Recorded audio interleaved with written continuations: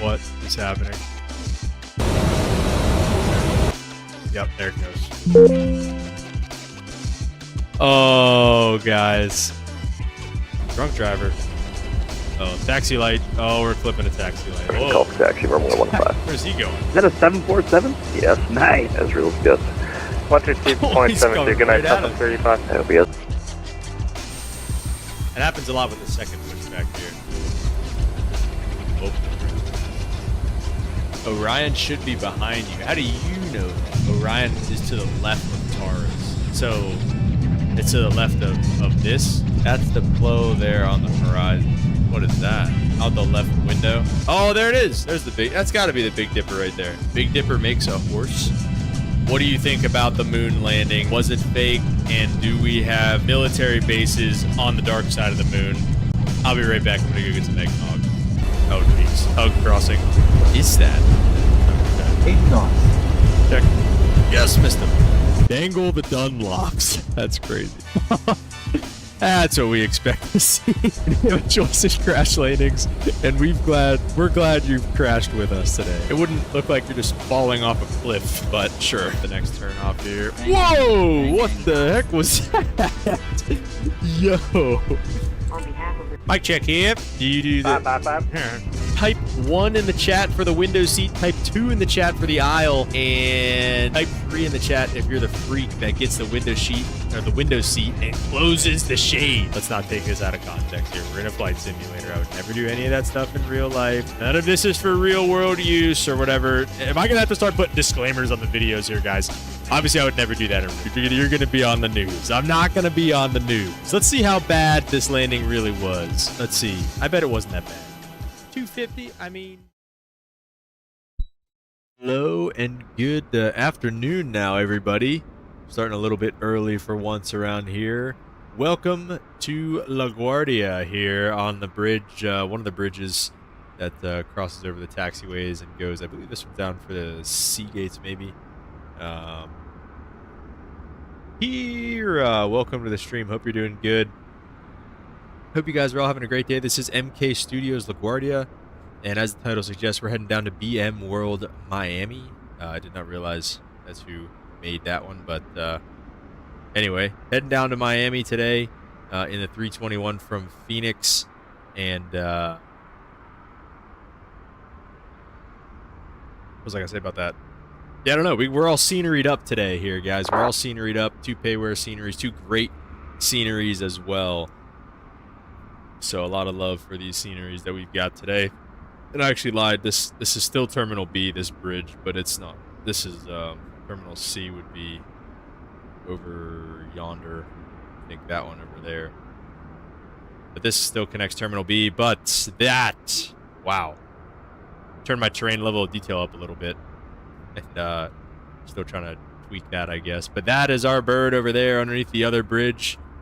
We got the Allegheny livery on this thing here. But yeah, I mean, I'm pretty sure this is just one of the mergers that American did. Probably US Air really probably took over Allegheny. Yeah, did that whole thing. So let's, without further ado, let's jump inside the plane. Let's zoom over to the plane real quick here. Oh, wait, you know what? Actually, I want to see real quick. I want to see if they have the big fountain. Okay, they have it like modeled. This is a big... Oh, Dos Toros. I actually ate there the other day. That's pretty funny. They have that. That's cool. They have all this stuff in here, though. But, yeah, this fountain's pretty cool. It does, like... one of those like dancing fountains and stuff. It does some crazy stuff. But anyway, just wanted to see if they had that. But let's go to the airplane now. And we are on VATSIM today. That's the white traffic there that I still can't figure out here in Microsoft 2024. And we jump inside the cold and dark airplane here, and we'll get the batteries on. I'm sure there's some kind of originating, receiving, originating checklist with the with the Airbus. You really don't. I mean, just get the GPU on. I mean, usually take a second or two, maybe check some other things, voltages and such. But for our purposes today, we'll flick that on. We're gonna do a cross bleed start today. Also, I learned how to do that in the Airbus. And the Embraer is actually more intuitive in that way, I think, than the Airbus, because you have to do way, yeah, well, I should say way more. You have to do a couple more steps in the Airbus that you don't have to do in the Embraer. So that was a little bit interesting. But yeah, welcome to the airplane. Let's see what we can do. Start getting her all fired up here. We're going LaGuardia to Miami, American 2243. We got a clearance from auto whatever, auto ATC. Set a fuel target before loading the aircraft. Well, you should know it's right there. That is the fuel target, right? 20,000. Some other cool features in Navigraph too. Now there's some scratch pad features. Let's do GSX boarding and refueling, I guess. Refueling truck This is might on be a its way. disaster, but let's see what happens. Boarding requested. Please don't load aircraft until the fuel truck arrives and ask to do it.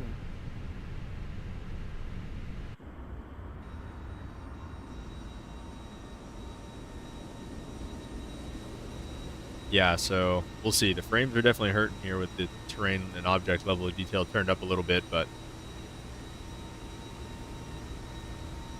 only whenever I switch. I feel like whenever I'm actually flying, it's not that bad. But yeah, whenever you actually switch frames, it can get kind of brutal.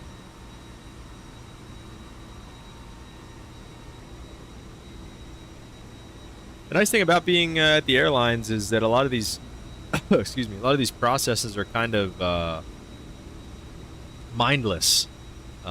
Fuel truck kind of just pulls up and here it comes, and you kind of just start seeing the numbers go up on the ICAS and everything. And it's pretty cool. It's nice to just kind of be able to sit back and just kind of watch the fuelers do their thing and everything like that. Fuel truck is in position. Please don't load aircraft until the fuel truck arrives and ask to do it. So the fuelers are going to get their thing going here. Let's see, I can bring over... Well, we'll take a look at Navigraph here, yes. I don't know why no is the choice. Almost any time you get to the airplane in real life, the tug is attached. I don't know. First flight of the day, it depends. But on a turn, I would say more often than not, it depends too. If it's one of those if it's one of the ones that scoop you up, they probably wouldn't realistically be attached because they have to scoop you up type thing. But if it's one of the ones where they just hook up a tow bar, those are usually always attached. Departure checks completed. Bypass pin inserted. So yeah, like one. Oh my gosh, dude. Like one like this. Oh wait, never mind. Where even are they? Oh yeah, like one like that probably would not be attached until you're like ready to push. Yeah, guys, gonna be a nice flight today. We can start prepping inside here and start messing around with the. Well, let me see. Did I do these guys? Okay, I did the IRSs. Let's go in it, and we're gonna request our numbers today. Let me see. I'm gonna try to set up a. So let me bring this over here too, by the way. So let me show you guys some of this. So let's go display capture. So this is some of the new features from Navigraph here. So you can go down here and pick some of these guys. So we can take off and land that. I haven't seen that one yet. Let's see that. There you go. That's some interesting stuff. Probably don't really have too much of a use for that, but I like either probably the blank paper, and we'll try our best to write on this as neatly as we can. I'll try to kind of go through and show you guys how I set it up. So generally speaking, I write down the flight number. I say 2243, and I'd underline it. That was just a bad underline there. And then we'd have, I usually put the out time, which I guess they have it 16:35. Is that? These releases I always feel like are a little weird on SimBrief, but what did I say? I just said a number that I forgot. 16:35. So say 16:35 35. And then what, I think it's in like 10 minutes. Or no, I think it's actually, well, we're -4 now, I think, now that the time changed. See, I think that is in like 10 minutes, so we'll probably be late for that. But anyway, I usually put ramp fuel over here then. And let's see, I think so that's the min takeoff fuel. The block fuel would be like the ramp fuel. So 20.3, we'll more or less round that down. Oh, that's a period. It wouldn't let me just click it. 20.3, and then min takeoff fuel was 19.7. Usually round that up, so 19.8. If there's basically, and if it's not 19.7 straight up, just round it up, 19.8. And then usually cruising altitude over here, which was flight level, okay, 340. So that's realistically how I set up my little scratch pad in the real plane. So it's kind of cool that we have that option to do that now. And it looks like there was one where you could type too. So it's like if you get a quick taxi instruction or something, you know, you can type something in there. But we are on VATSIM today, but I don't think there's going to be any actual, whoa. I don't think there's going to be any actual ATC online for us here today. So we've got our piece of paper. Anyways, I just wanted to show you guys that new feature in Navigraph 2. Thought that was kind of cool. And like I said, some numbers that we can pull into this here. So we're American Airlines, flight number 2243. Cost index, let's see, cost index was 5. Ooh, we're definitely going to be changing that. And cruising at 340 as we said that already. So we have that written down. Usually we'd get the ATIS, and that's where we'd get our runways and such things. You know, SimBrief obviously gives it to us in the thing, but, you know, realistically you'd get it from the ATIS. Let's see, I think if they land 2-2 in the real world, they'll probably be taking off 3-1. I think. Let's just check. Let's just check the real world flow right now and see what they're doing. Oh, it looks like they're taking off 1-3. Where'd that guy just go? Brickyard just went off runway 13, and they landed 2-2. So, yeah, probably. Oh, yeah, okay, these guys are going down to the C concourse. All right, so we'll go off 13 today. And that'll be good. That'll give us an opportunity to kind of talk about some things. 3-1's actually kind of a better view, though. And 3-1 actually, I feel like, gives you an even better opportunity because there's like a non-standard, like cleanup altitude off 3-1.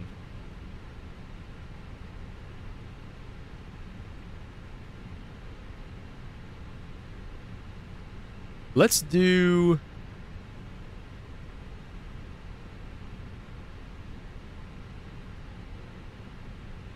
Let's do 13. We'll go off runway 13, and we'll go that way. We'll do it this way. All right. So departure, runway 13.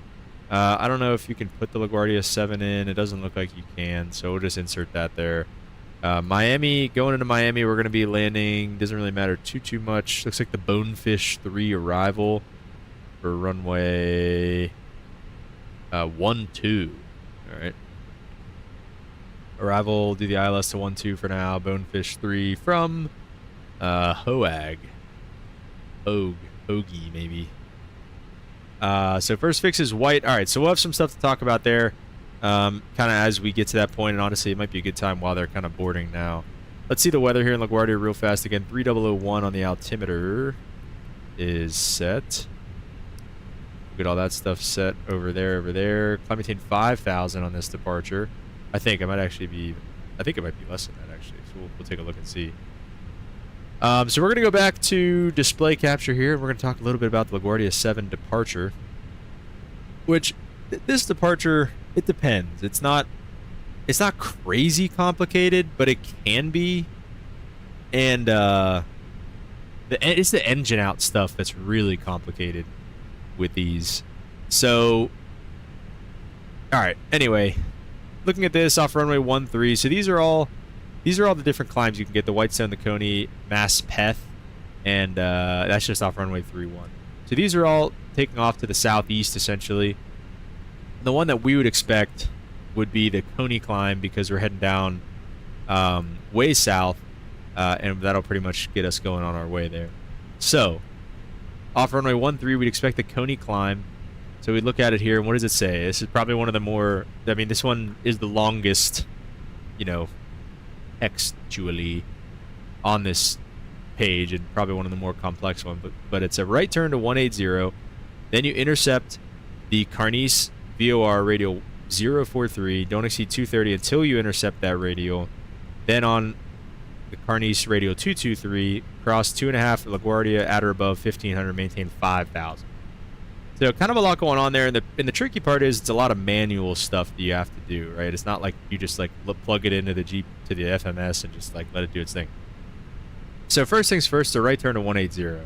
So we'll go ahead and just kind of set that in here. Maybe eventually. Okay. There's a right turn to 180 initially. So that's set.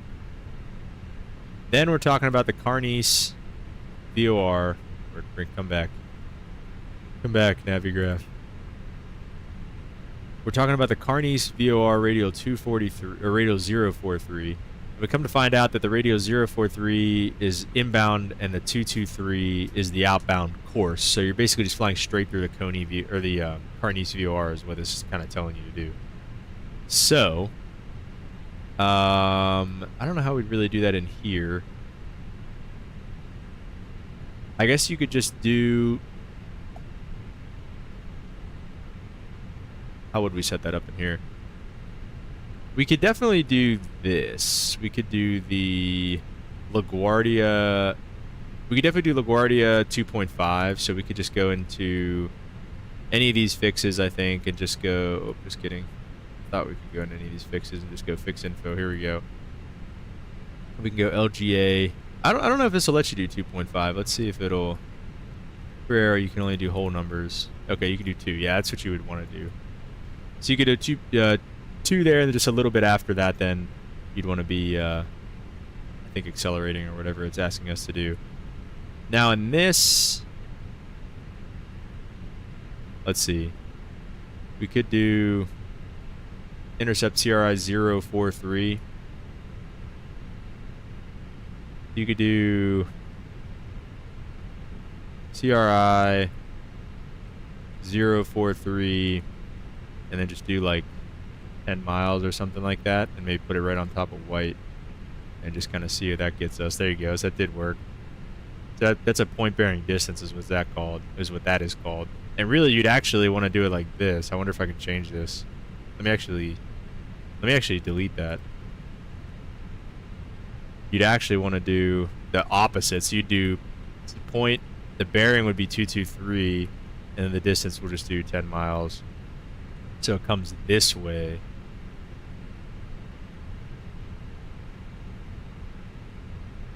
Oh wait, did I do that right the first time? I think I did it right the first time. I think I just messed it up. Well, we want that one anyway. So let's just do, we'll do CRI again. CRI 043, 10 miles. Put it on top of that, and there's another point.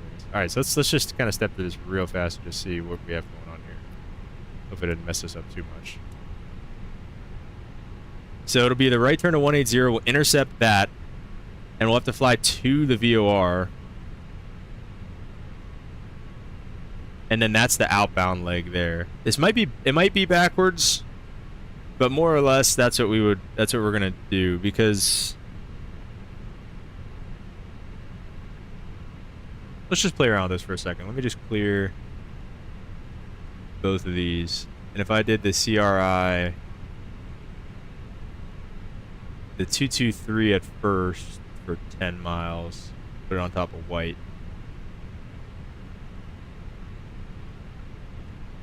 No, okay. All right. So I think the way I have it is fine. So let's just go back to that. We'll go CRI 043.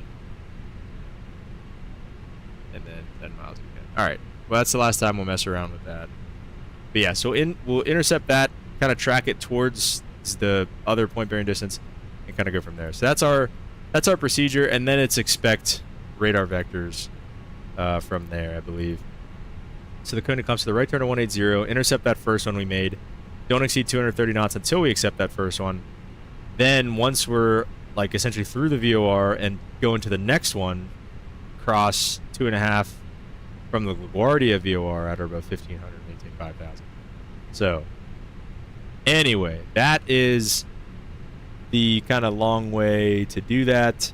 It's probably easiest hand flown because Lord knows if we really set that up right or not, but we'll probably send it with the stuff and just kind of see what happens. All right, let's say they're ready for the they're getting ready to be finished with boarding, I guess. Did they even start boarding? I really hope they started boarding.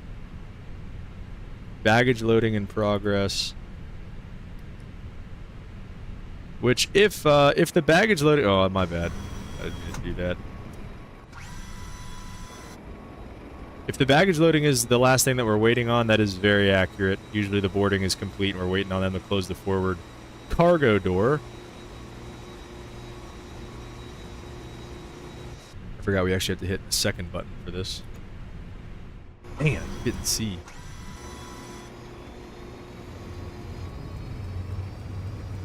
This guy's busting a move back here again.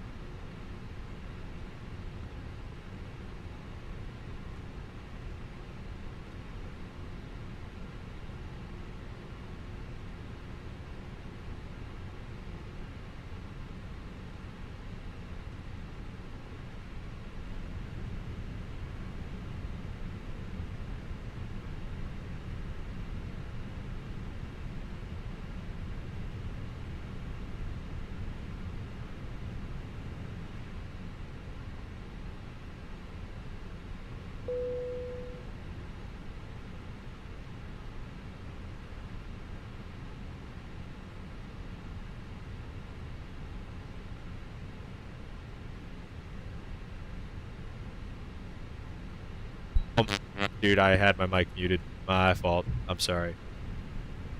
I had my mic muted. My bad. Welcome, Limp. Hope you're doing good. I don't know if I said it, what I did or didn't say. We had 3362 on the squawk. We were getting our takeoff numbers there. Aircraft just got finished loading. So we're all good there. Like I said, we just got our numbers. What else did I not say? Yeah, 1500 on the acceleration altitude, basically sea level, so that's good. And it's 1500 out of here. Usually you'd accelerate at 1000. So, but anyway, that's about it, guys. I'd say without further ado, I think we're pretty much ready to push back and get her going here. So let's request or prepare for pushback and departure with the APU bleed on. Deselect the GPU and kind of just see whatever they have to do outside here, and we'll go ahead and get the beacon on as well, signifying that we are pretty much ready to push here. And yeah, there it is. Yeah, we're gonna make sure that they push us the right way. We want to be facing into the alley here, so let's just change direction. We'll get that going the right way. 18.7, I think, is the frequency here. We'll jump inside and just verify that we have that plugged in here.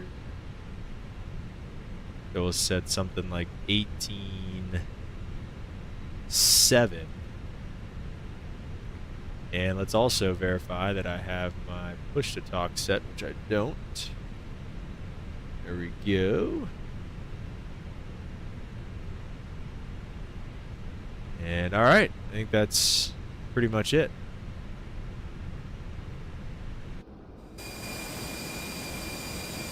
You still getting ready or what?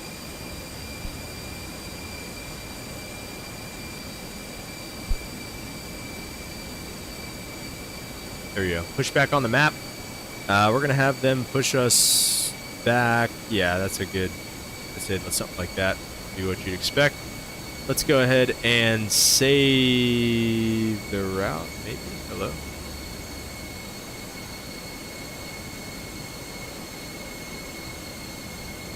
Okay, now it's letting me do it. Save the route. Release parking brakes, please. And we'll go ahead and give them the brakes. They're clear to push. Commencing push. All engines clear. Start at will. Alright guys, we are just going to start engine number 1 today, as like I said, we are going to do a cross-bleed start, which should be fun. Cross-bleed starts are always fun, a little non-standard. Yeah, the frames are not happy with the higher level of terrain level of detail, but oh well.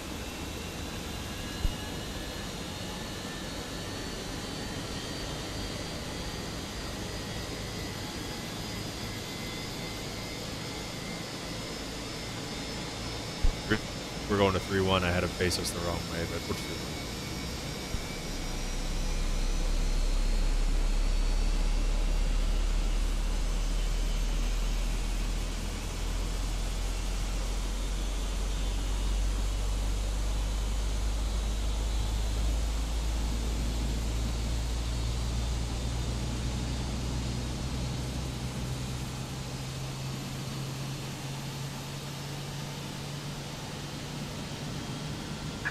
Please set parking brakes.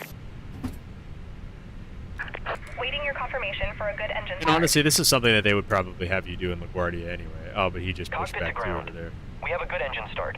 You can disconnect. Is that you, Lynn? Unlocking gear. No. America 2047. Oh, he's going to Miami too. Did we? Oh, it's Kieran. Sorry, Kieran. I just pushed. We're just. I messed up. This is my fault anyway here, but.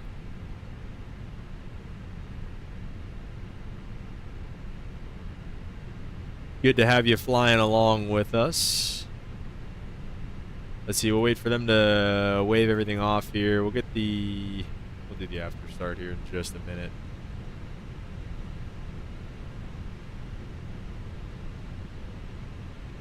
Uh, 2024 today, Limp. 2024. As you can tell, right? By the Tow white. truck disconnected. Bypass pin removed.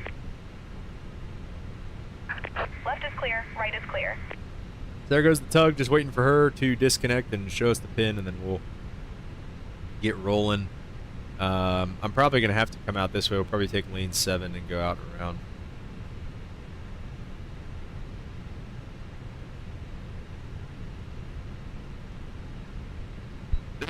That's like I said, it's not your fault, it's mine. I didn't know it was you anyway. Alright, we'll say it's a good start. And we'll run through the after start real fast. Flaps to 2. Come up here, we'll go max auto brake. And we are going to turn the APU off. And we're going to get the taxi light on. We probably hit flight controls at some point as well there. And let's single engine taxi out. We're going to take the long way around here. I mean, we could maybe...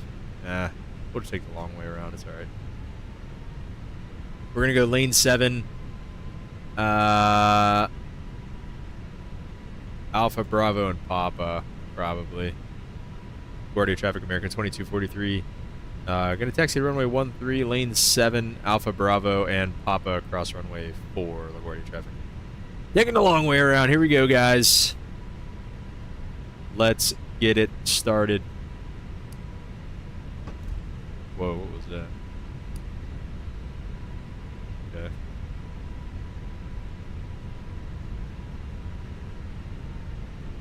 Here's lane 7. Let me just slip right by you here, Kieran.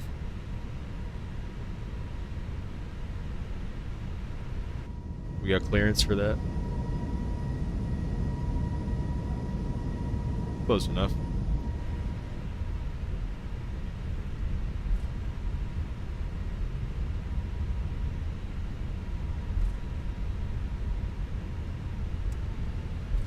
Coming down the hill a little bit here, clear left and right. We're just kind of going to make this little zigzag through here. Dang. That's like a big hill.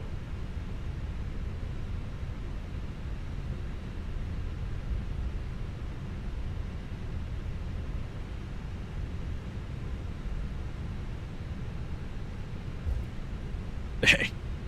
Jeez.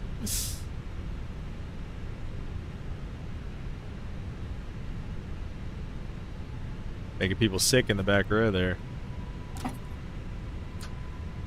LaGuardia traffic, American 2047, taxi runway 13 behind the company traffic, LaGuardia. Yeah, even more realistically too, they'd probably send us all the way around on Bravo, cross on Echo, and take those other taxiways there, but we don't need to do all that today. Once we get across runway 4, we'll start up the second engine. And to do that, all we have to do is turn off the bleed on the engine we're trying to start, so engine 2 bleed, and then open the cross bleed valve, and then we will be good to turn engine number 2. LaGuardia traffic, American 2243, cross runway 4 on Papa. LaGuardia.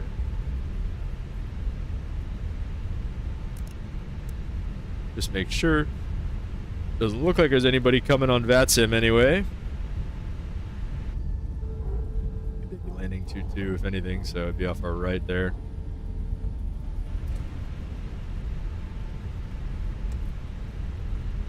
Alright, let's get these guys back off. And here we go. Let's go ahead and start up number 2. So we'll go engine bleed off, cross bleed open. And let's see, we're going to go ignition back to on here. And we're going to want to bring this up to at least 30, the guy was saying. The Embraer likes at least like 40. But we'll get up to 30 or so. 40 doesn't hurt. Let's go ahead and turn 2. Ooh, jeez.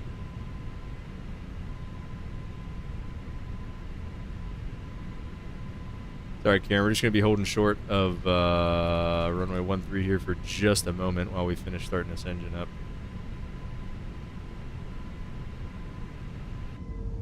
Restart. Sounds like it.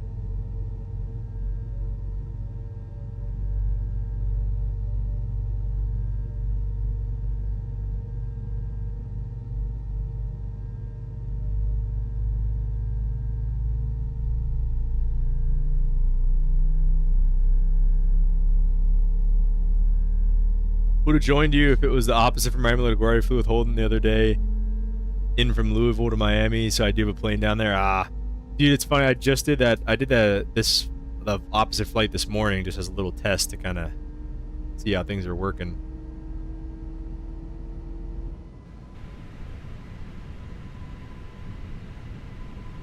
All right, once we get that good start, we can go ahead and shut down. Well, not shut down, but there we go. We got a good start. And just a little abbreviated after start here.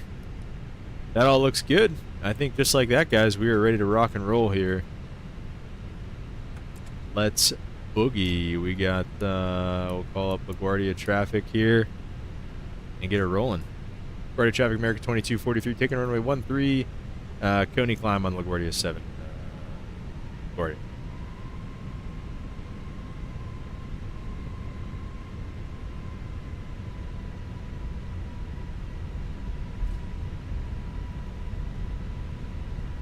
All right, guys. Let's get some togas in the chat.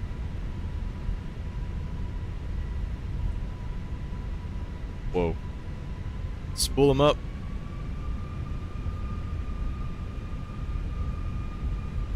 Alright. Stable enough, I guess.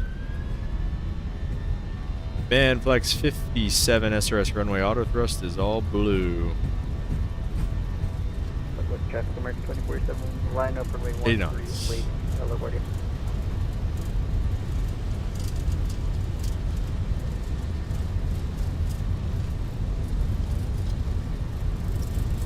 D1. Rotate. And a couple degrees a second here. Probably a little slow on the rotation. There we go. Positive rig gears coming up.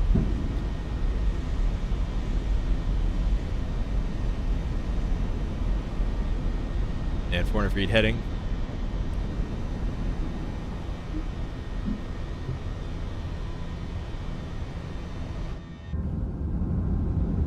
Yeehaw. And wait till 1500 before we start messing with the flaps.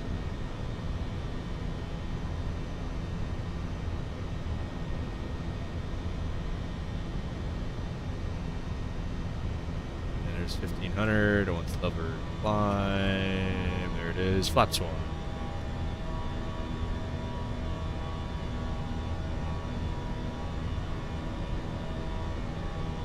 I am curious now.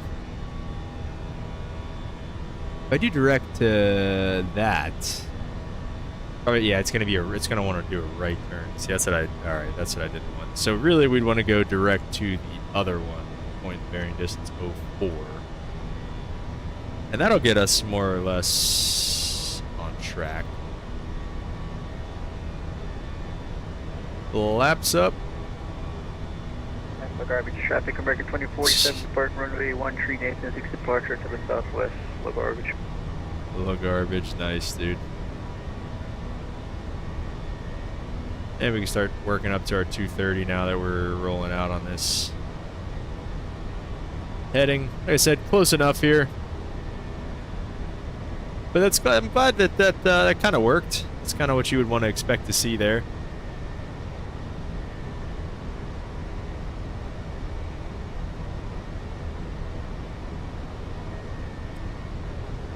And hopefully at some point they wouldn't have us do this for too long. They'd give us direct to, I think white was our first fix. Let me just double check this here.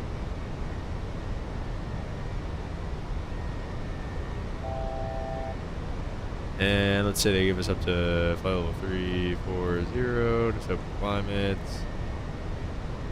And yeah, I think white is our first fix. Let's say they just give us direct to white. LaGuardia traffic, American 2243. Part of the pattern to the southwest, direct to white. Let's go. All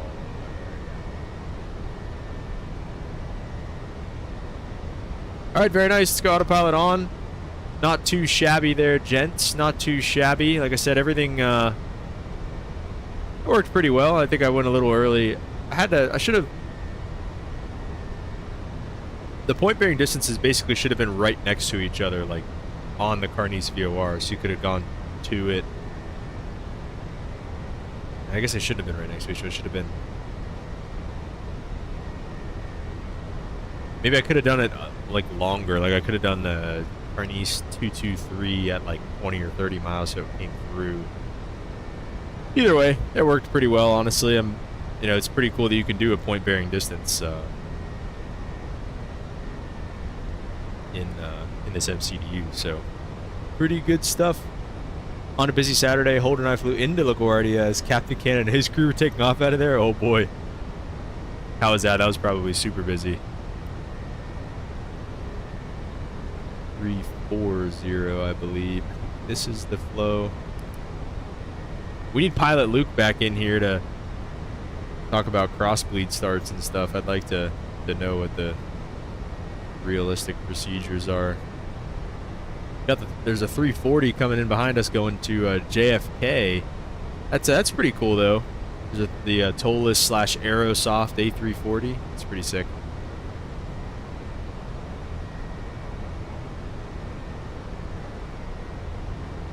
There's 10,000. And we'll leave the seatbelt signs on for now. Looks like we're climbing like 290. Pretty swift. You'd have been proud of us, the only two that didn't get yelled at. Wow. That's awesome. That is awesome.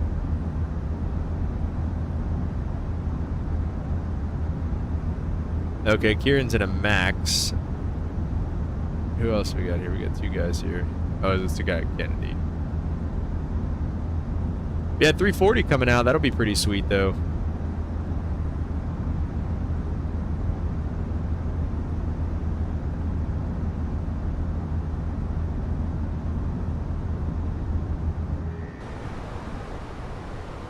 Learning has occurred, Limp. Learning has occurred.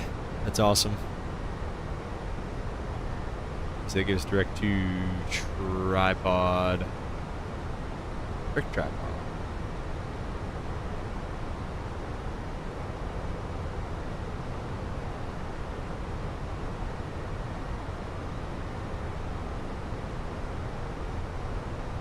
You know, I flew out of I wanted to do this in the sim because I flew out of LaGuardia for the first time, and I was pretty caught off guard by that whole, the Coney climb. They gave us the Coney climb the one day,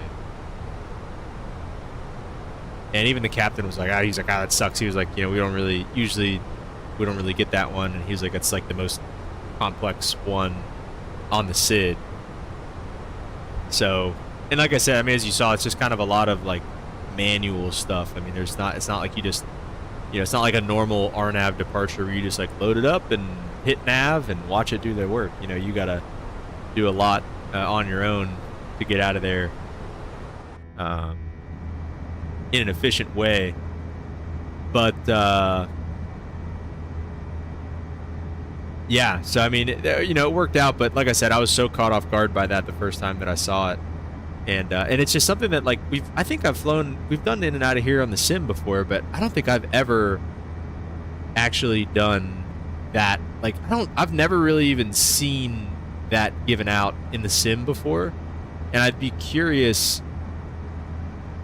if even whenever LaGuardia like is online, like honestly, I'd like to go back and watch that Captain Canada stream, and if they give out the LaGuardia 7 and give out those climbs, because that's pretty complex. I mean. Unless you're just doing a heading, unless they're just like, hey, just turn right to this heading, and 180 and just direct white as soon as possible. But in the real world, that doesn't always happen with how busy they get. So I don't know. Andreas, welcome to the stream. Said hello. What graphics card do you use? This is an RTX. What do I even have? Just do exclamation point specs in the chat, and Nightbot will tell you. I honestly forget. But if you're asking about the lagging and stuff, I just upped my terrain level of detail and object level of detail and stuff. So I think it's struggling a little bit. So we'll continue to tweak that kind of as the time goes on. But it was at 0 before, so I had to up it a little bit. Like I said, it was literally at 0 before.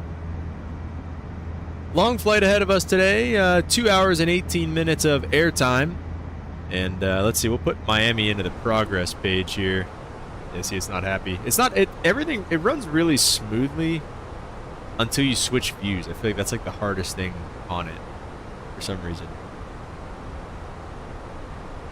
You're flying out of LaGuardia in real life? Oh, you mean me? Oh, dude. Flying out of LaGuardia in real life is nothing to be jealous of. That was a hellish experience. Dude, we flew in and out of Chicago the other day too, and like everybody, the rumors about Chicago. Everybody's like, oh, look out for Chicago, and you better be ready with your pen. The taxi clearances are crazy and this and that. And I mean, maybe it was because I was so on guard and like so ready for it, because I was like freaking out. I was like, dude, like I'm gonna sound like an idiot. Like I gotta lock in and everything like that. But Chicago was a piece of cake compared to LaGuardia. I mean, the departures, just headings, just vectors on the way out. And LaGuardia, like I said, man, that departure procedure in LaGuardia sucked. I really wasn't ready for it. And also the engine out stuff in LaGuardia, and it's stuff that isn't on these releases that we have in the game.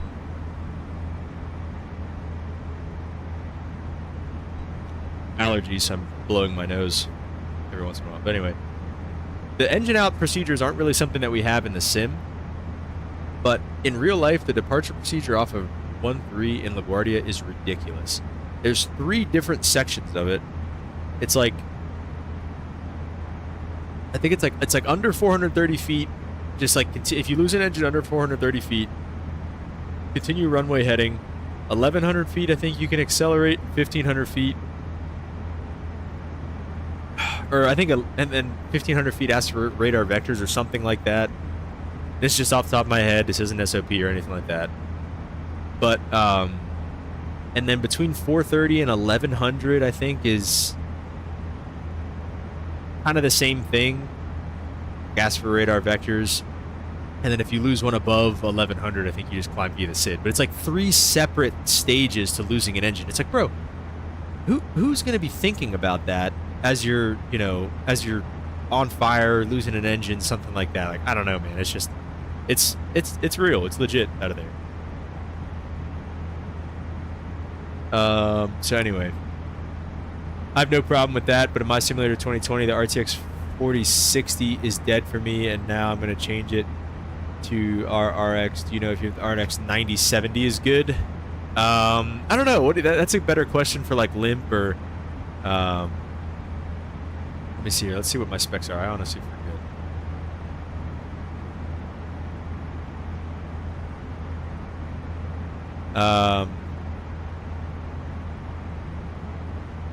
6700 XT, that's right. Yeah, 6700 XT.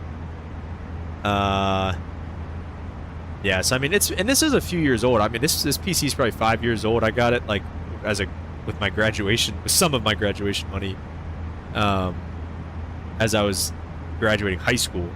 So this PC is pretty dated, and it still, you know, runs everything pretty well. You have the 5070, and it pushes 2024 very well. There you go. So the 90, what would you say, 9070? Like that? Should be pretty good, right? 3 decision points for the LaGuardia engine outset. Yeah, it's ridiculous, dude. I think is it the same off runway 31 or just 13? I don't know, but it's crazy.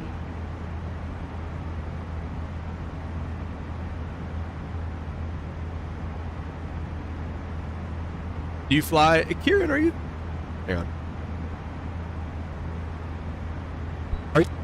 Were you giving us 737 tips on the Vegas stream?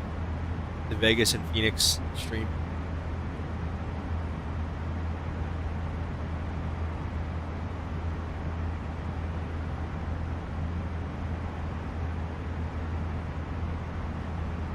Or I-11.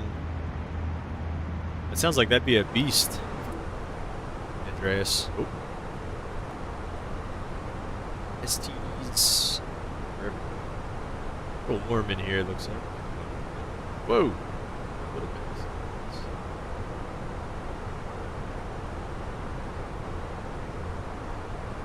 Everyone has 4 if you're on a SID and 3 if you're not. Jeez. That's crazy.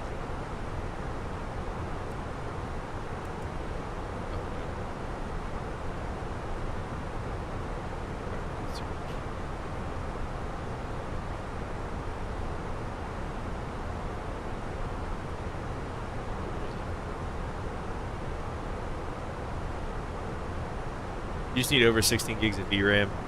Yeah, VRAM and RAM are the 2 biggest things, honestly.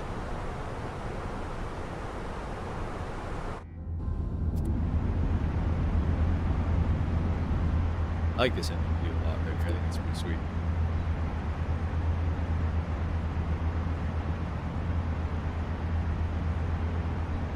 Ford RTX is too much money. The RTXs are more than... I mean, like I said, I haven't been in the graphics card shopping game in a while, but the RTXs are more than the RXs.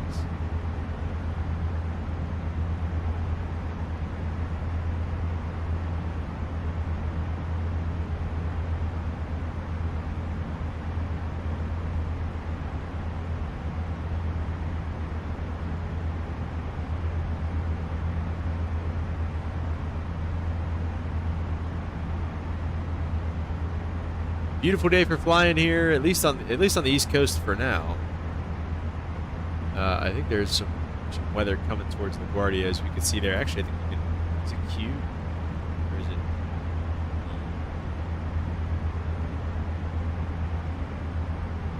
I think maybe it's just out here. Maybe there's a way you can turn down the brightness. I think it's R. T bright it. G dark. Yeah. Yeah, there's a little something coming. LaGuardia, I think there.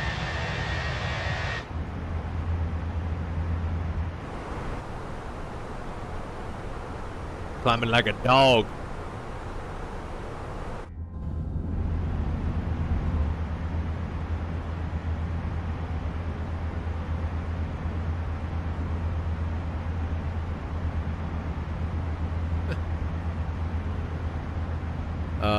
Alright, what else did I want to look at here?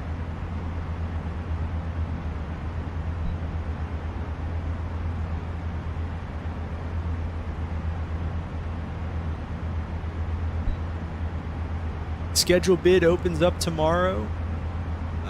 It's going to be, I guess, my second time bidding. The first time, really the only thing I got that I wanted was the days off that I wanted, which I guess at the end of the day is the most important thing. Moving into an apartment here in about 2 weeks, which is exciting. So, new apartment here soon. Apartment soon, and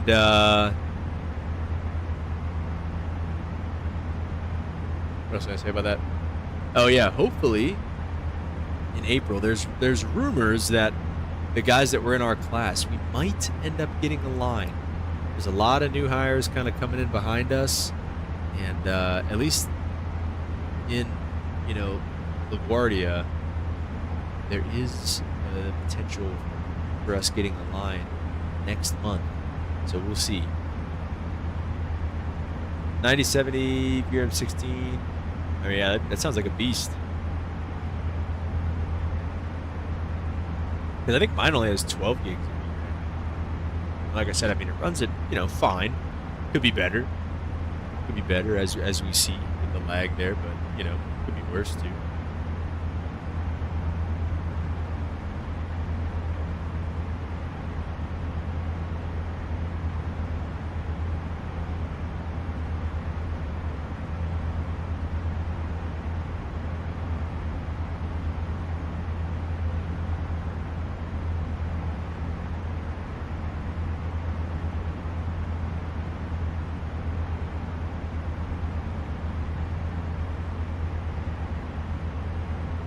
I don't know if it'll work on the sim, if it lags.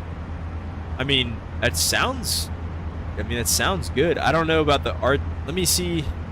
This is just going to be a quick Google search. I mean, I don't really know. RX 9070 XT. That sounds like that would be a lot better than my card.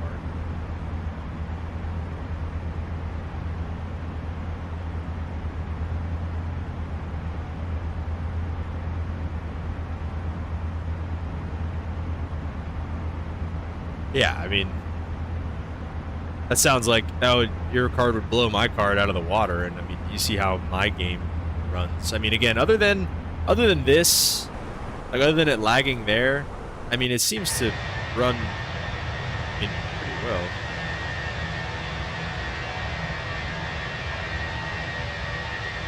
It could be better, could be worse, but I mean, you're gonna have a way more powerful card than me, and more VRAM. Just as much space, and DDR6. I only have DDR4, so yeah, I think you guys are gonna be just fine. Let's do it. Let's go to 360 on the cruising altitude. It says that's the optimum anyway. We were so close to getting there, but all right.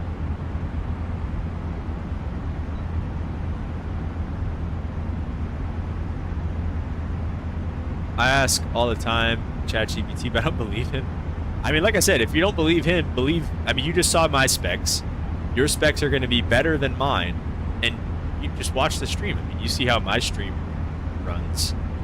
So, I mean, use that as a gauge to kind of be like, hey, this is, you know, if my stream is running this way with a lesser system than what you're going to build, then, like, do you get what I'm saying there? Like, that's obviously your system is going to run better than mine.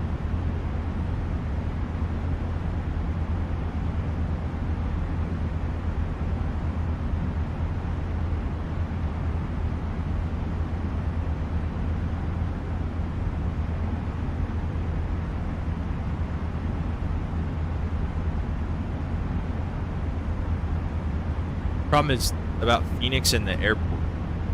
I mean, same thing. I mean, I've got 2 payware sceneries going. And I mean, I didn't really lag too much on the ground, I don't think. And, yeah. I don't know. Like I said, it seems to be running all right. All right, give me 2 seconds here, guys. I'll be right back.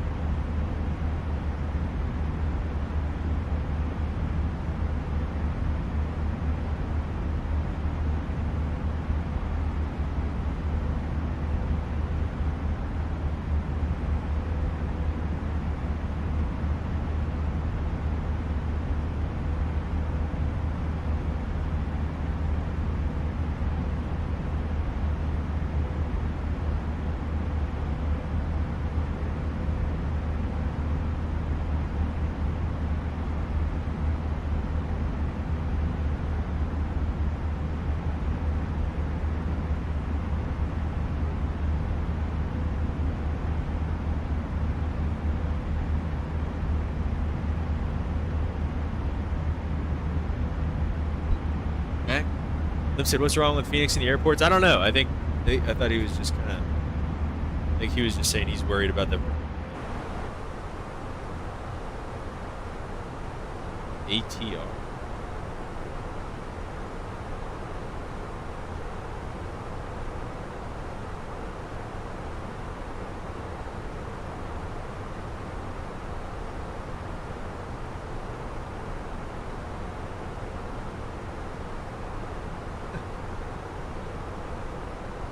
Alright, we've reached our cruising altitude. Things seem pretty smooth up here. It's good.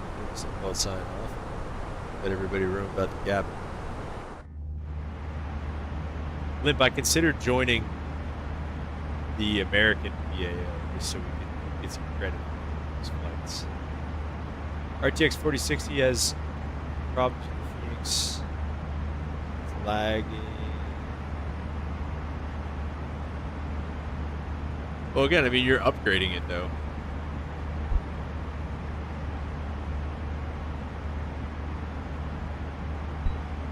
So again, it's like, maybe it's not working as well now, but it will once you upgrade. I get why you're nervous, though. I mean, it's that just like fear of like switching to something new and everything like that, but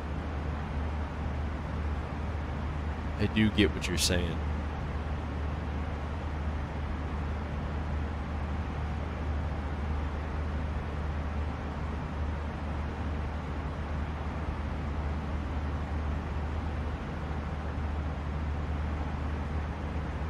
Limp, I keep getting a lot of emails from Fly Simware about the updates that they're making to the Lear. We might have to, you know, might have to do that. Might have to make those updates and, you know, kind of get her going here. You know what I'm saying?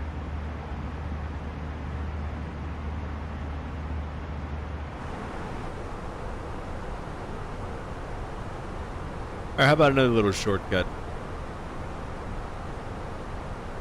I like, is Idols on there? Yeah, I like Idols. Do that.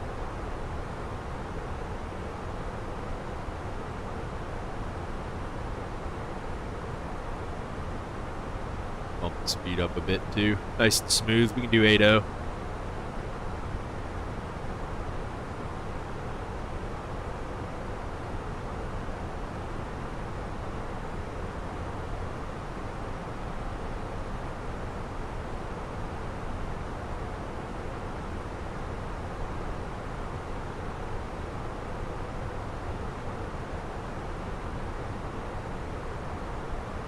Alright guys, speaking of idols, let's go over our verse of the day.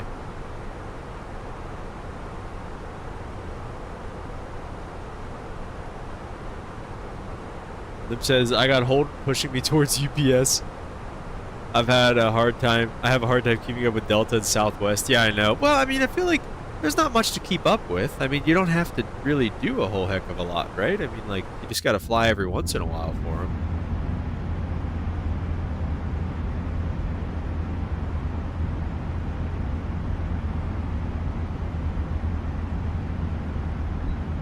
It's really anything too crazy, right?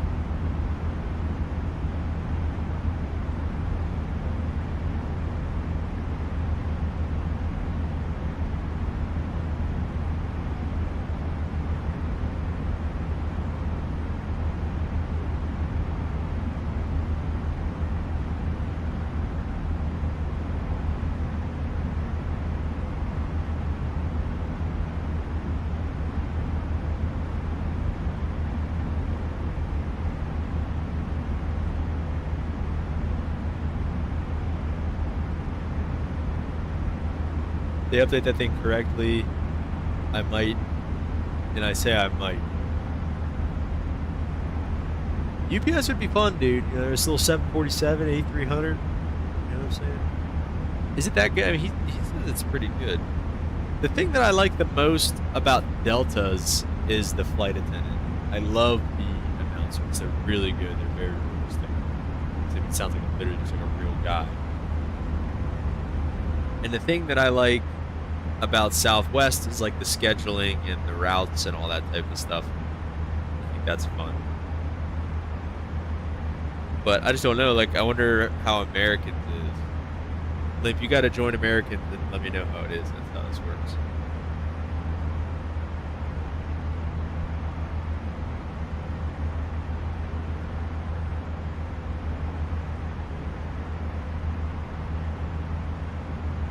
Does anybody know, like, my reversers are just, I cannot get them to work in 2024. Is that an issue for everybody, or how do you guys kind of go about, like, binding your reversers? I have the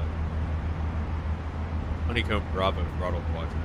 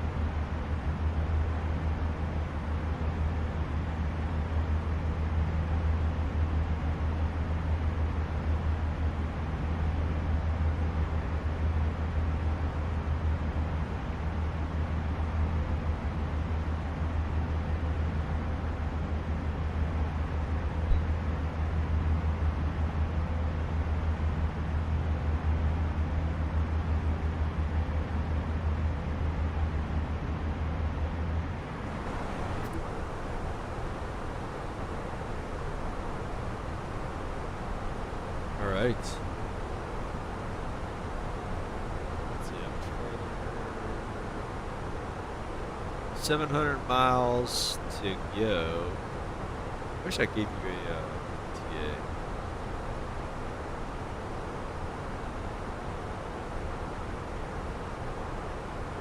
Delta, Delta, Delta. You love the Delta. You love the Southwest.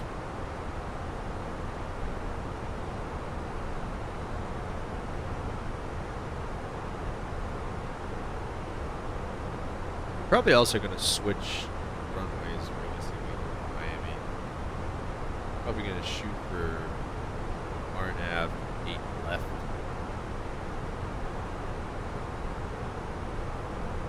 Oh, shoot. Oh, no, that's fine.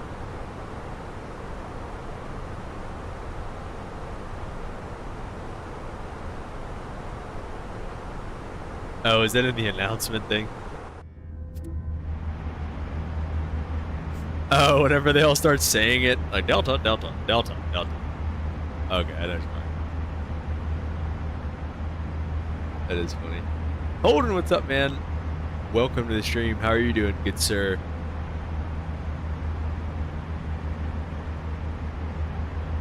Just talking about our virtual airlines.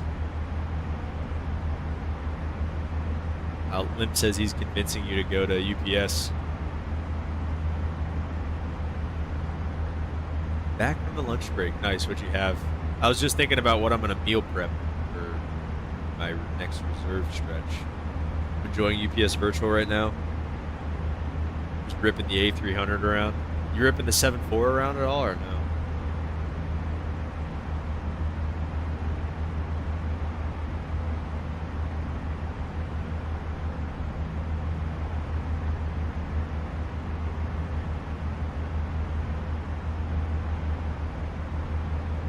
Oh, you like 300 better than 7.4?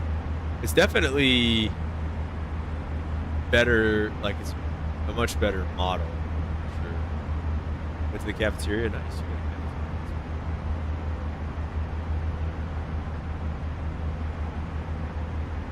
W cafeteria.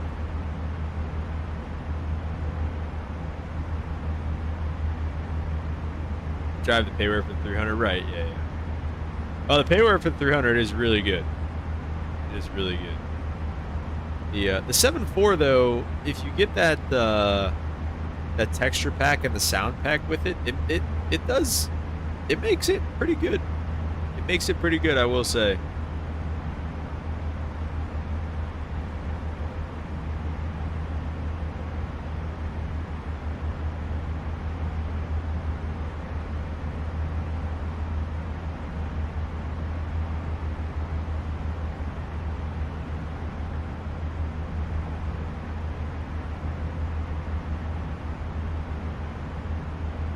UPS Live for the 7.4 does look really good. The one I got from .to makes the copy textures look old and worn. Oh, that's pretty cool. That is pretty sweet. What's that there?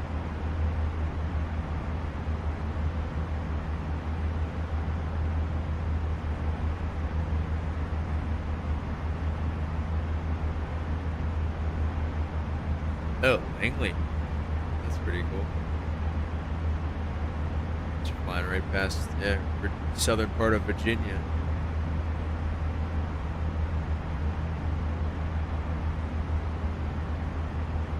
Right over the CIA headquarters. Jack Ryan's down there somewhere. The auto throttle doesn't work well on short final, or on final. Really? Okay. I guess I never noticed that. I've been thinking about the 7.4 a little bit, man. We might have to jump back in there. Might have to jump back in the 7.4.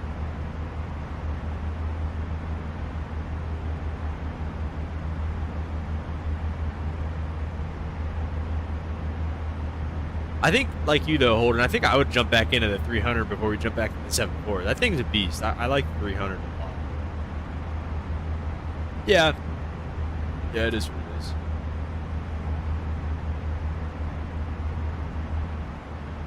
I'll put the question out there again. Either you two, like, what, or anybody out there, what do you guys do for your throttles in 2024? Oh, Norfolk is down there. Also, is that Norfolk right there? I feel like no way. Norfolk was like right on the bay.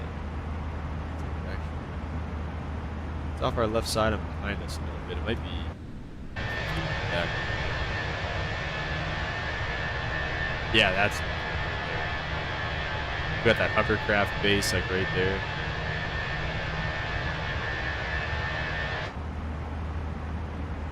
Yeah, do either of you guys have the reversers bound in 2024? How do you? Mine just don't work. I just can't get them to work at all. 2 quadrants have thrustmaster for Airbus and Boeing. Well, I just have the Bravo throttle quadrant that I just use for everything. So I don't know. I use the Boeing quadrant for anything on Airbus.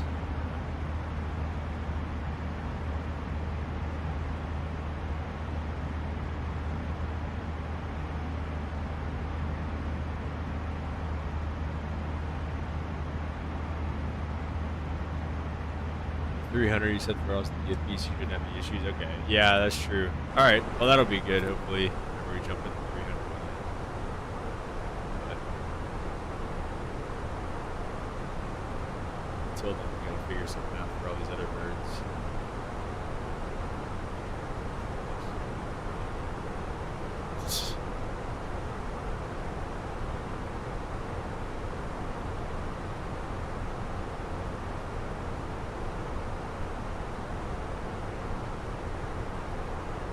Okay. Then pass his bound too. All right. Yeah, I don't know. I've had no success with binding reversers in this game for whatever reason. That's been a thing for me, like all throughout. For whatever reason, with X-Plane, I remember it being an issue. I figured it out obviously in 2020, but like in 2024, I feel like it's like a whole new. Got to figure it out all over. You're only having problems with the reversers, though. Yeah, like my throttles are good. Like everything works. I've got everything like calibrated and all that. But like it's just getting it into like getting reversers.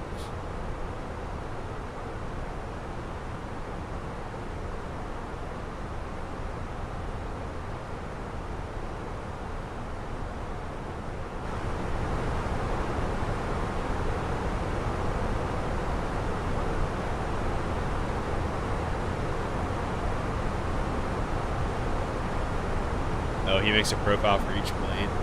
See, I mean, I don't love doing that either, though, because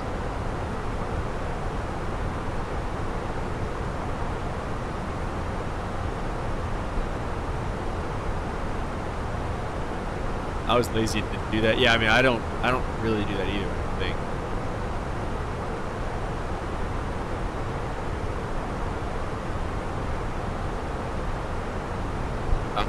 A one size fits all kind of guy. Let me load up my sim. Okay. Appreciate it.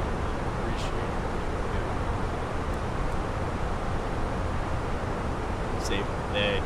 While he does that, let's talk about Proverbs 31. I hear a lot of women talk about being Proverbs 31 women. And I guess it's Proverbs 31 is pretty much just a whole chapter kind of talks about how Christian women should kind of conduct themselves.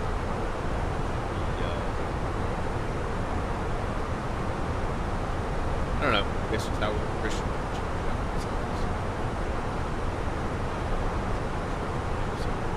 I think this is maybe one of the last verses here in Proverbs 30. I think 31 is the last. I'm sorry, I meant the last verses of the book of Proverbs, because chapter 31 is the last chapter.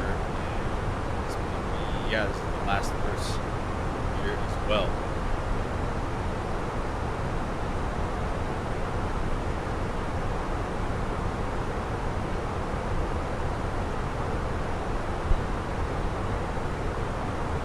The GSX profile.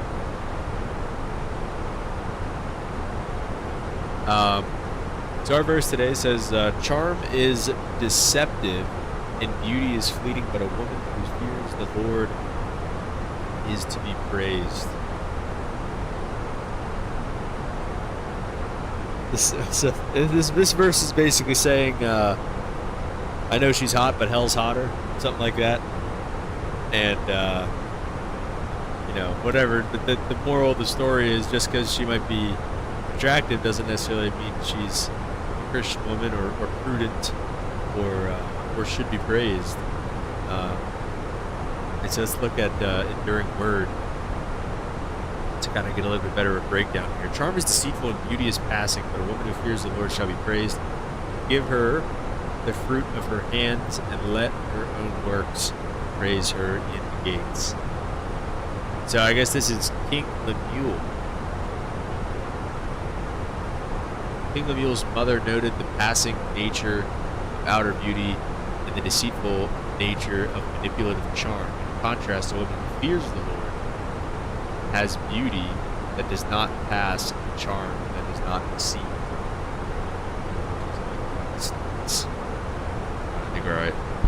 Charm is deceitful because it gives a false representation of the person, being oftentimes cover a most deformed soul and to many evil and hateful qualities.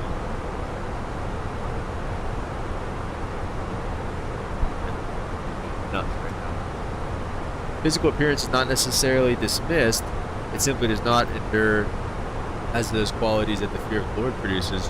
One who pursues beauty may very well be disappointed by the character of the beautiful person. Right, so that's, and again, that's saying that, like, not that it's bad to be attracted to somebody, or anything like that, or, you know, or because, you know, like, you could have an attractive woman who, you know, is also, who fears the Lord too, and everything like that. That's great.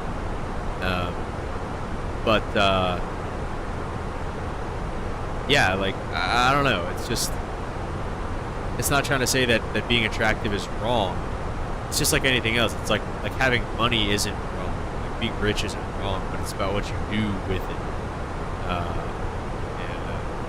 It goes for men too. I mean, there could be, you know, attractive men that, you know, use women in that way, and the same that attractive women use men in that way too. Anyway, and here's the next thing. It says, charm and beauty are not bad.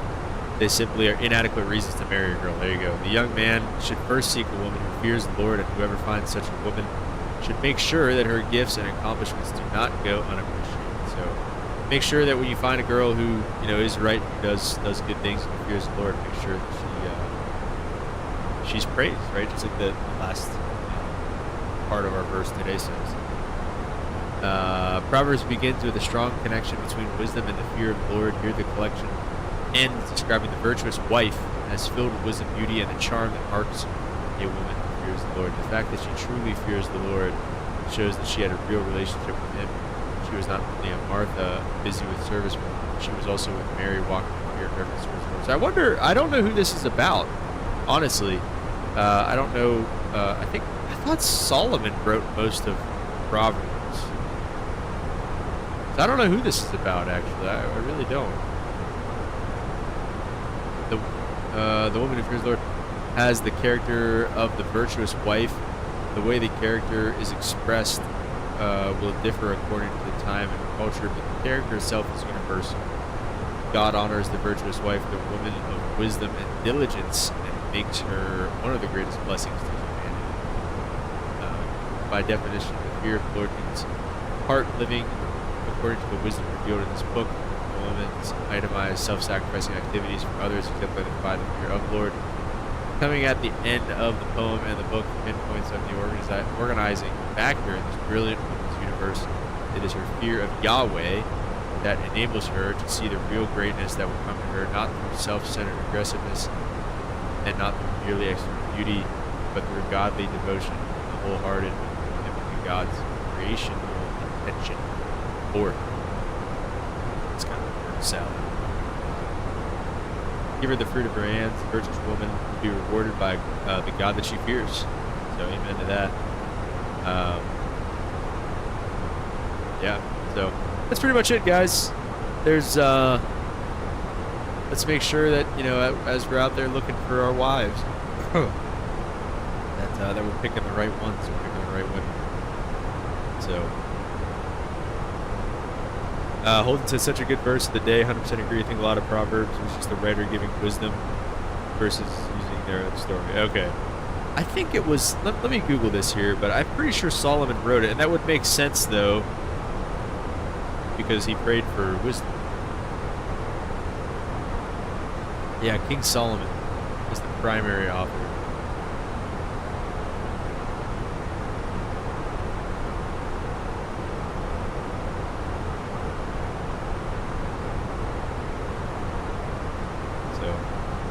Let's see, we got a DM. We'll use one of them, the left one. Hold, whoa. Wait, you hold the number 5 while you are in reverse? Is that what you do?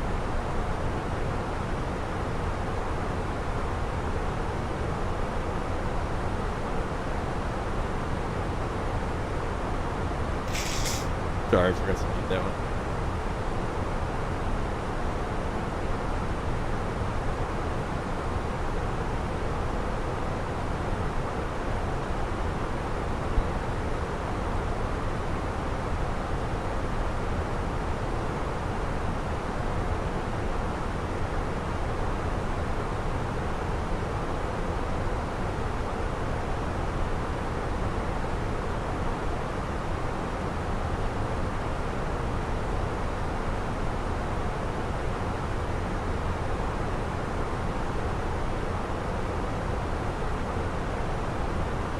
So wait, what is that exactly? It's hold reverse thrust?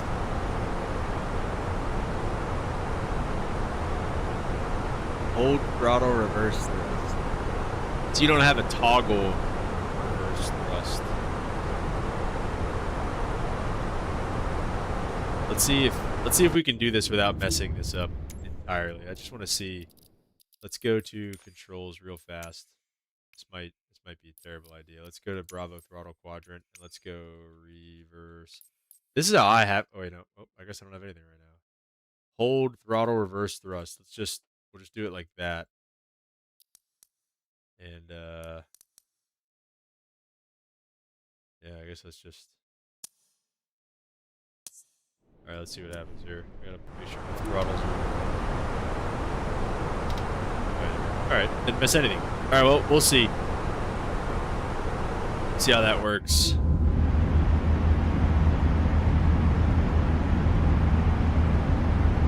I pull back the reverser switch and I push forward my throttle. So, all right.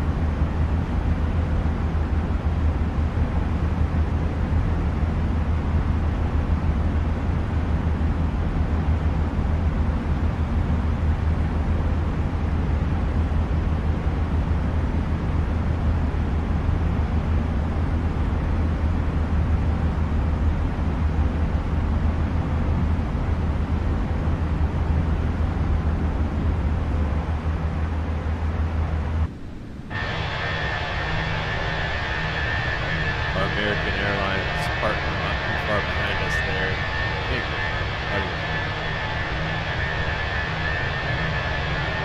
I like this library. I think it's pretty cool.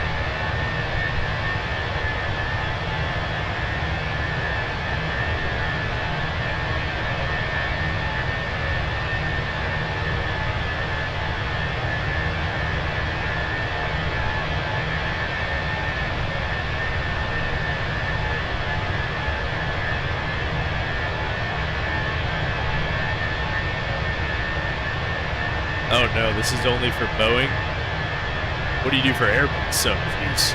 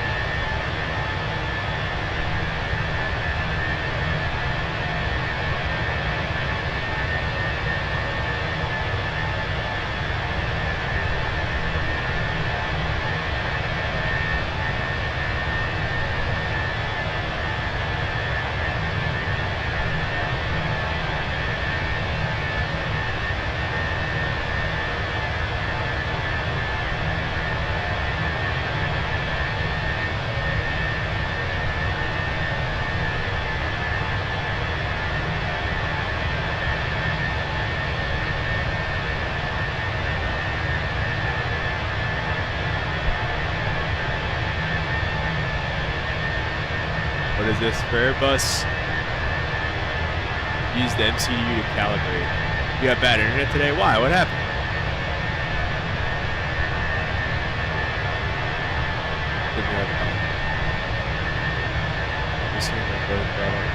Sorry. Parks anyone wasn't talking about, in specific.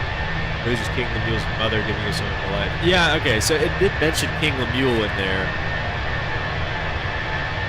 But yeah, you're probably right about that.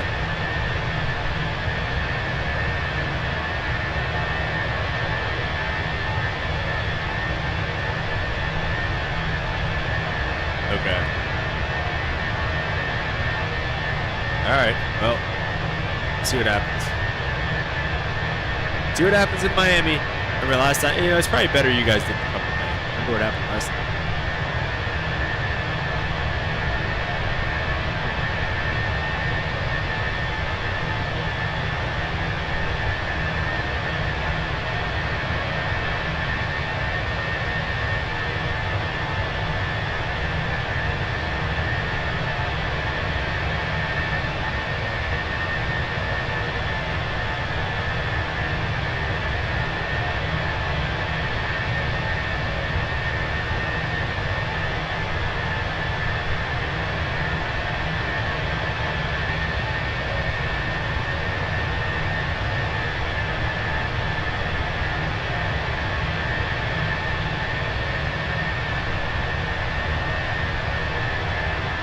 want 2 profiles at least.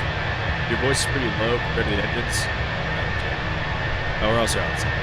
We'll go back inside. Maybe turn it down a little bit. 2 profiles at least. All right, man.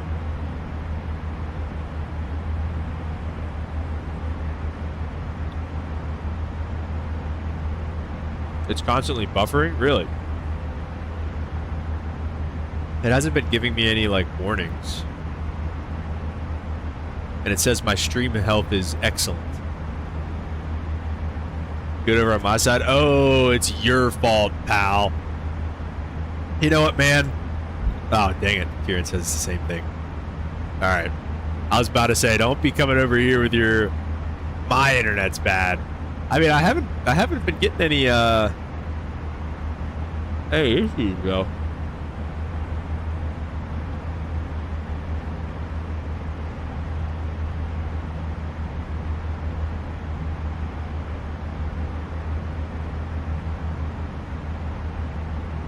Right as I was starting the stream, it gave me like a OBS disconnected and then reconnected real fast, but that's been the only like little hiccup that I've seen.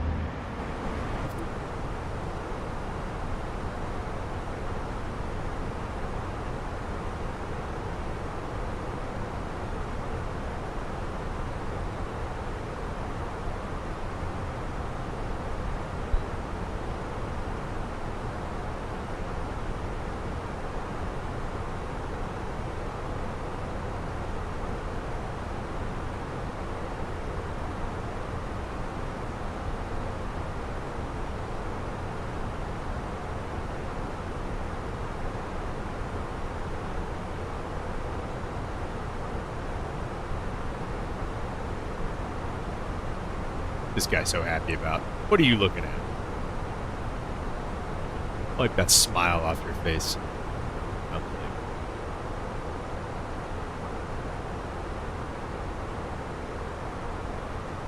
Can I change? Ooh.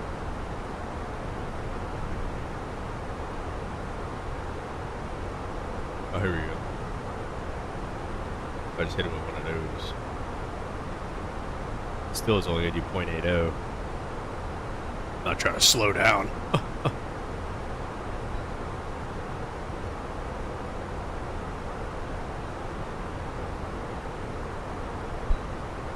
We're going to start talking about stop at descent here in a couple hundred miles or so. Got some ways to go yet. Pretty nice up here, though. I think this is probably the only cockpit that I'd rather be in, other than the Embraer, comfort-wise at least.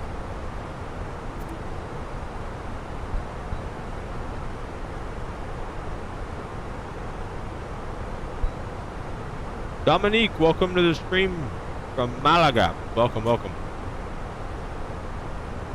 Not as bad. Okay. I don't know, dude. I'm really not. It's like my voice stuttering and stuff. I'm really not getting. I'm not getting anything on my end. Everything just says that it's healthy.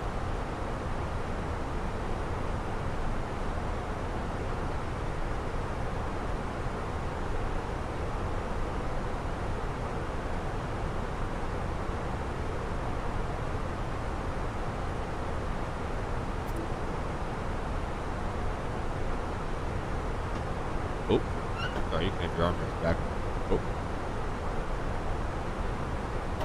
Oh, alright, that's what that. Taking his,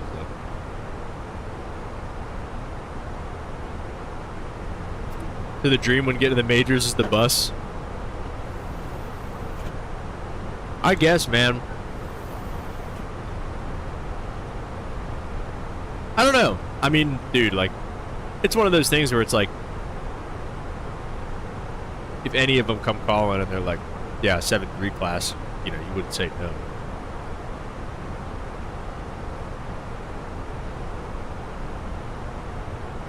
YouTube's never lied before either. True.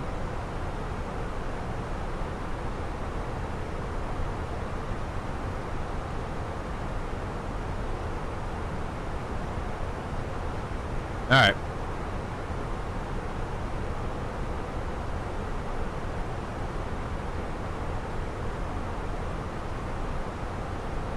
I mean, I don't know. OBS says I'm not dropping any frames.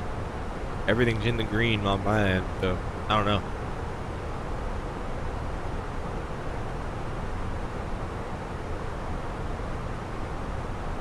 Yeah, I mean, I don't know. I guess if I had my pick, I'd take the Airbus.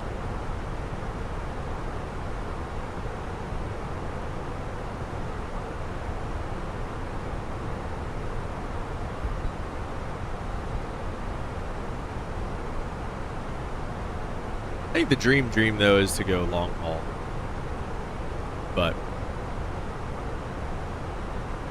if you had the choice, it was the bus for me. But now I'm a Boeing guy. Are you actually flying a Boeing or just a supporter? Looks like a cool little city there. Let's see, where's Malaga? Is it in Spain? Oh, it is in Spain. Oh, that looks like a pretty cool little city.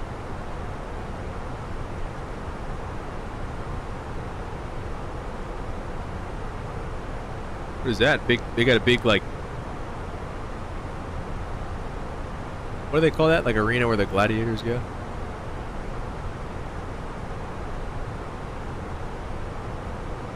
Okay.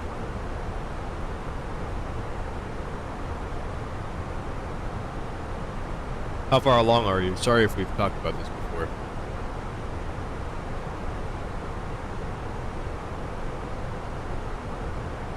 Memory bad.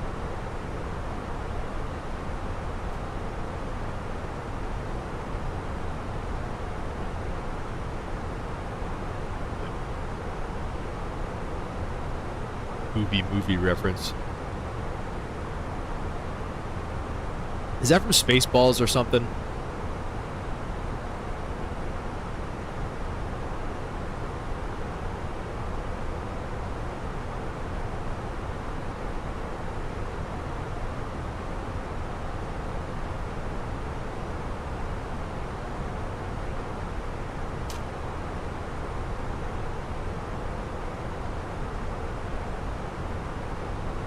Malaga does look pretty cool.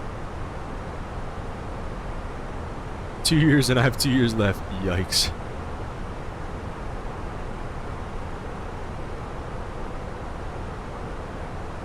Well, one day at a time, one step at a time. That's all you can do, man. Just keep her going. No ATC, by the way. We are on VATSIM. In case you forgot. There is just, of course, there's, looks like New York Approach is on now that we've left, of course. And no one else is on as we continue farther south.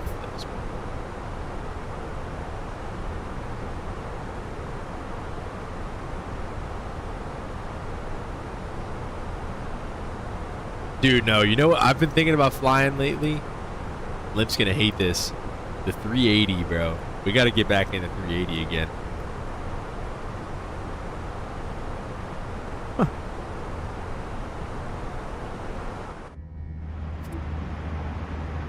How do he convince you? I'm curious what the argument is.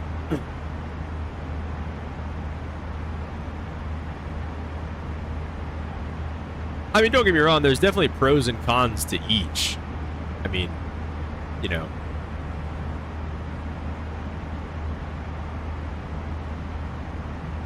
But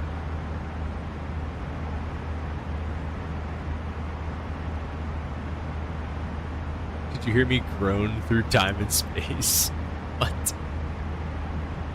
This guy.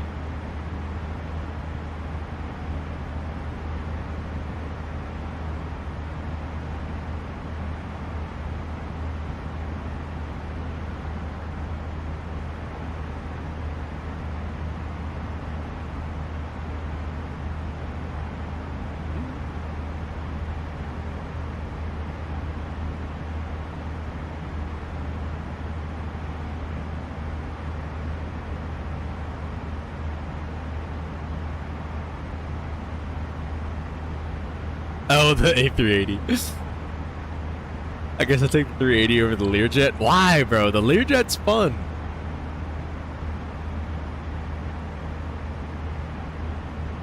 We're in Miami. I mean, next stream might as well just be a 380 out of Miami. Sign up for British Airways Virtual just to rip the 380 once.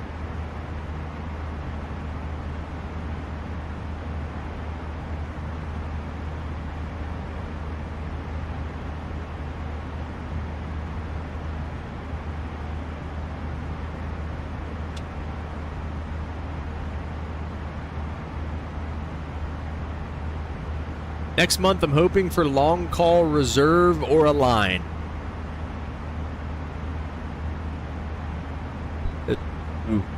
Biggest things that I'm hoping for next month. It was fun for 2 days, but after 3 weeks, I got a little over it. Did we really fly the 380 for that long? I think I just wanted to stay committed to it. Or was it the Learjet? I feel like we flew both of them for a solid period of time. Let's see. Is Limp being dramatic, or did we fly it for that long? Let's see. Learjet. Yeah, we did. We streamed the Learjet quite a bit. We went from the Longitude to the Learjet. So a whole lot of that kind of right away. That was a lot. I don't think we definitely didn't fly 380 for that long.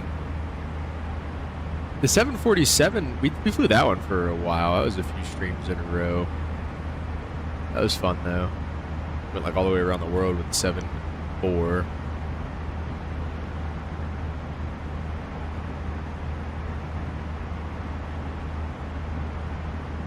Primary A330, that was fun. Do that again. The overnighter. We gotta rip an overnighter again, dude. Okay, so we did 3 A380 streams. Is that it? All time? Wow. Yeah, I think only 3 A380 streams all time.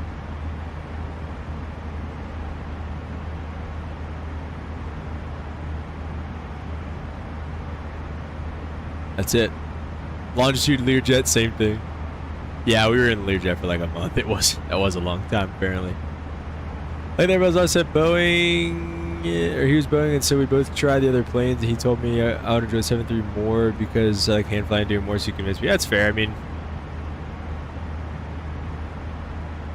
yeah, there's a lot more creature comforts in the Airbus, I think.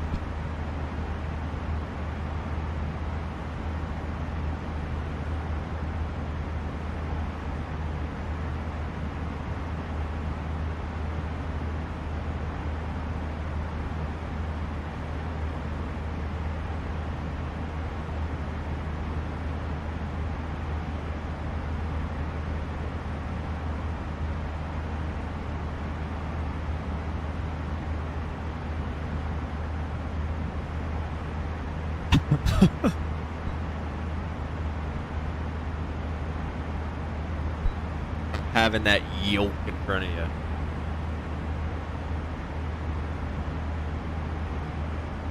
Limp's just gonna eat the lunch off his lap, I guess. Whatever, man. I'll use the tray table.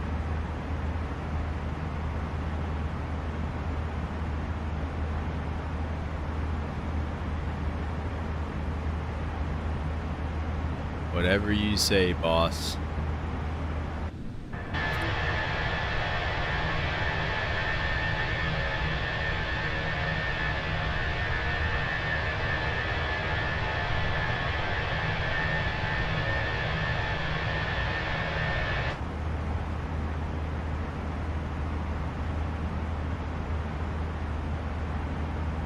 You foresee me in the 737? Oh my gosh, dude.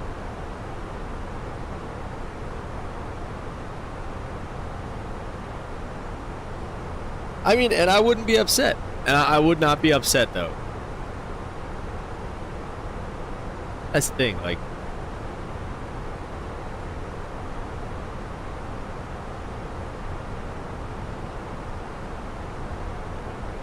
Now I've had some buddies that go on and fly like at United and stuff like that are on the 737 now, and it's just crazy how like low tech the 737 is compared to the Embraer, and how much more stuff you have to do. Again, even with the Embraer, all you have to do the cross fleet start is literally just you just shut the APU off, and then you get the one engine up to 45 psi and start number 2. That's literally all you do. If you knew me in real life, how many times I've been right, I would know how many times you'd be right.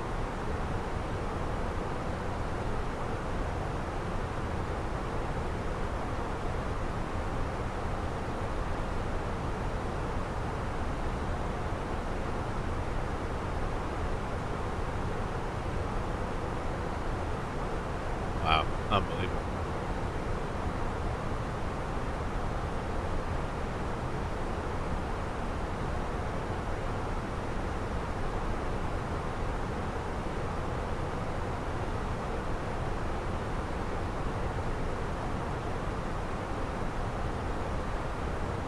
What are we doing down here? 300 miles to go. Go top of drop.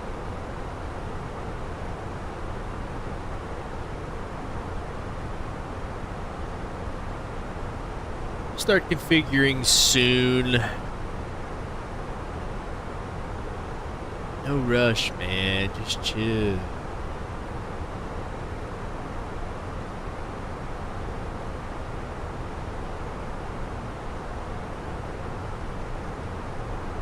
Limp's worst nightmare would be a 380 long haul stream with a Learjet repositioning flight, followed by a month of the Airbus. That would be Limp's worst nightmare.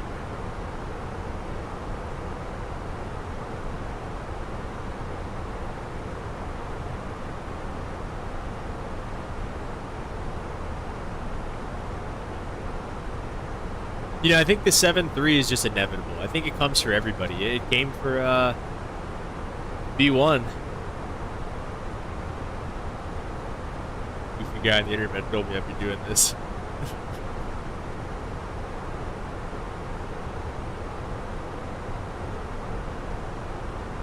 I'll see on a manifest one day. I'll see Limp Rocketeer. And I'll be like, this guy.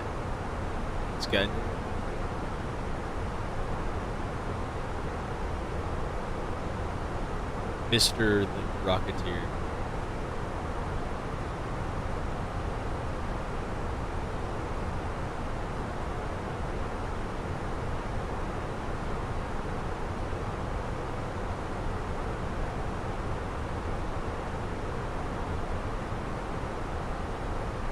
I have to switch up the flow and everything too. Miami 8 left instead of 2.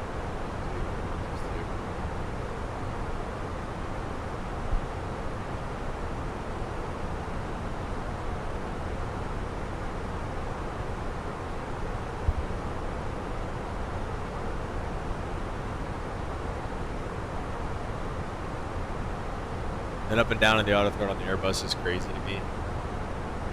Well, the nice thing is, with auto throttles, even on a Boeing, like, in the Embraer, like, if it's doing something you don't want it to do, you can hold it. Like, physically hold it, because it actually moves. But, like, the Airbus ones don't move. So it's like, you're kind of just at their mercy of whatever they want to do. It seems like, I mean, again, by the Airbus. Yeah, what did she like?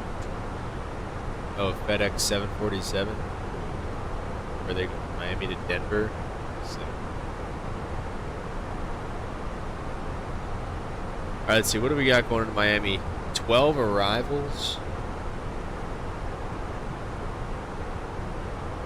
In here, will be kind of coming in at the same time. Okay, we should have like 10 to 15 minutes before the next. Seems like. He's got almost 5 minutes to go. This one should be alright.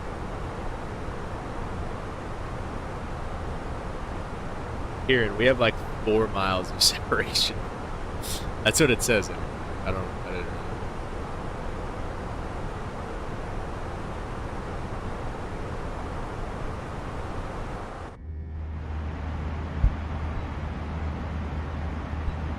Been much used to,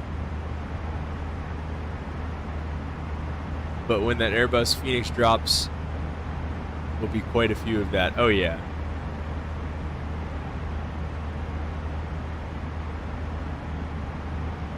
Well, look, I should be able to stream more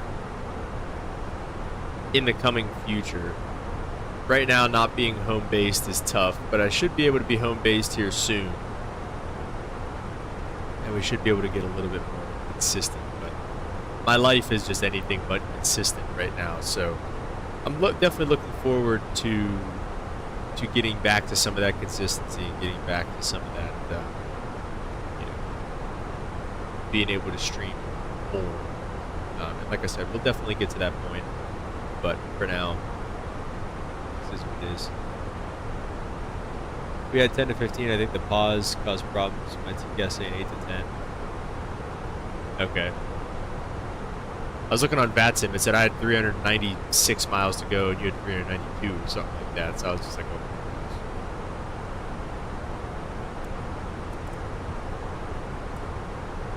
oh yeah, I guess. I mean, that's 10.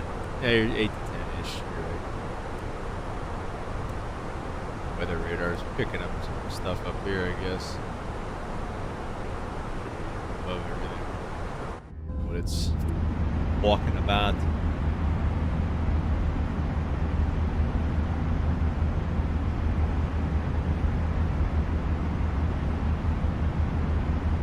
Is it actually gonna be like dusty? Oh, it is. Let's see how this goes. 50-50, I don't know. 50-50.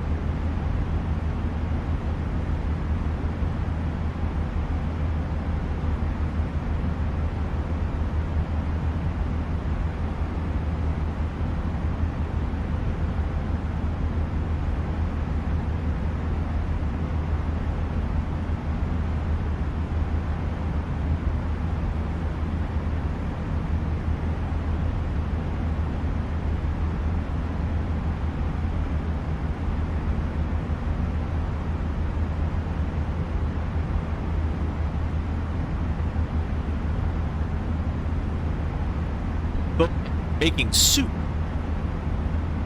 Holden still flies the Airbus, but it's the 330, and guess what? The 300 has that type of yoke. You're right. You're right. The yoke is just you just like it. It's more comforting, I guess. It looks like we're getting close to the arrival. It's been about another 100 miles or so. I'd say we can start getting ready for our descent. I guess first things first, let's switch up the runway. We're going to go to runway 8 left. And then refer to the RNAV. 8 left. I miss it. RNAV 8 left. There she is. RNAV. Let's see. It is an LPV approach. And it starts from Vias? No Vias. Alright. And we're not on the arrival yet, so that shouldn't really mess anything up. Let's see, we can walk through it real fast here. So we have Hogue, or Hoagie. I like Hoagie better, I think that's fun. Hoagie coming up. Let's see, nothing until Shore, Moge, at or above flight level 240. Do I have to trace on? I don't. Let's see, Wolap. Above 220 at Chicken. Above 17 and 280 knots at Geldy. Energy at or below 16,000. Cast at 250 and above 12. Bonefish at or above 11. Bendy at or above 11. Gucci. And then what is that? Romani at or above 8. Madonna at or above 6. And then we're staying south now for Tupac at 5,000. And earlier it had us kind of step up here like that. But because we switched it, that's the runway 12 transition. Because we switched it to the 8 left, this is correct. And just kind of join that there. And honestly, we can probably just kind of square this off and just let it fly the whole thing as of right now. If I need vectors, I think I'll automatically do it. Okay, that looks terrible, so I'll probably just do vectors myself. But anyway, that's the arrival. Looks good to me. We're going to zoom this back out. We'll say the bottom altitude is 5,000 feet, so we're going to go ahead and set that in there. I'm going to try to keep the speed up in the descent for as long as possible. Probably won't really do those speed restrictions. I'm not really going to care too much for those. I'm probably going to keep it in speeds all the way home. And yeah, we've got a little bit to go here to our top of descent. But now that we have that selected, let's go through the weather in Miami. 3017. It is a balmy 29 degrees down there. Woo. Limp, are you roasting down there right now, Limp? Alright, whatever, it's close enough. 110 at 11, gusting to 19. And minimums on the chart today are going to be 513. Probably won't be able to, you probably can't do the LNAV or the LPV mins, but we won't need them anyway. So looking good. I'd say we're pretty set up for this arrival into Miami.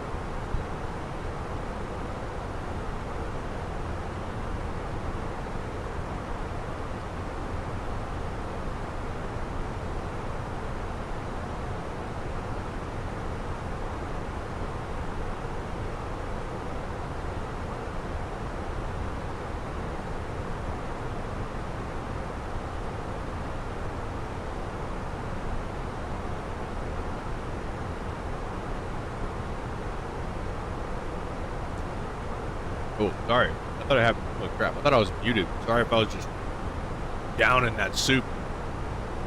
I genuinely thought I was muted, bro. My bad, gang. Don't wear a black t-shirt outside right now, I'll tell you that. Woo! Give me 1 second, get a phone call.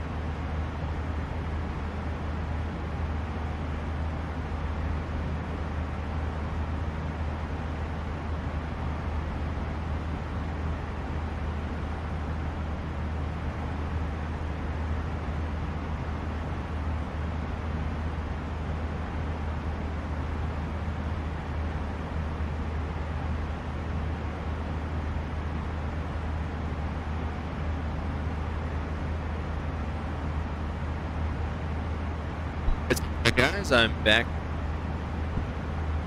Wanted to check if we didn't miss anything here. Now coming up though, top of descent is coming up soon. Let's see, do we have anybody going into Miami? It does not look like it. I think we've got enough separation. So I'm going to try to keep it fast. Just going to do 0.81 pretty much all the way home.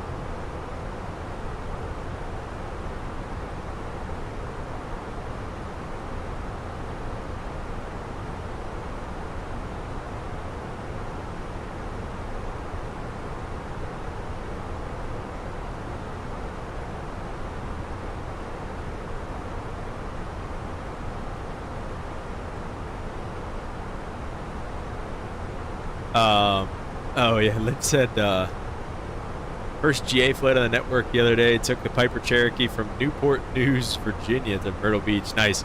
How long was that flight? Sorry. 81 feels like 88 in St. Augustine. Summer is here. Oh, good for you. It is. It's 70 here in Western PA, so that's we'll take 70 all day, man. It's cloudy out there, but it feels great. 2 hours? Dang, 2 hours in a Cherokee? Do you have any autopilot, or did you just hand fly it for 2 hours?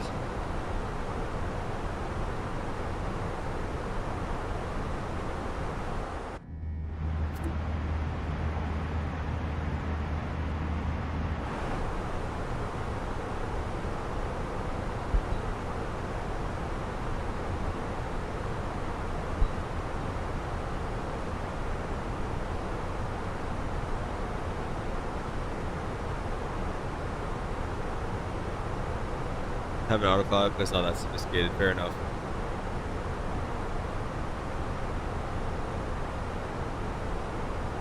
Do you actually have a Piper Cherokee?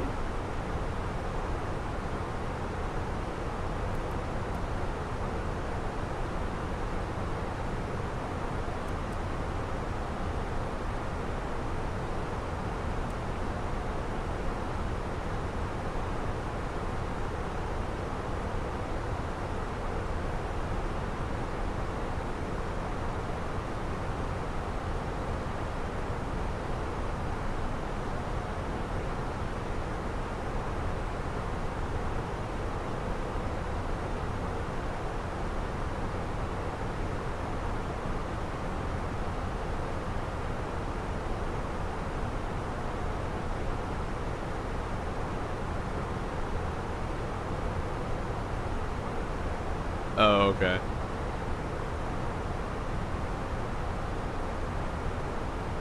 I don't know if I remember that. That's pretty cool, though.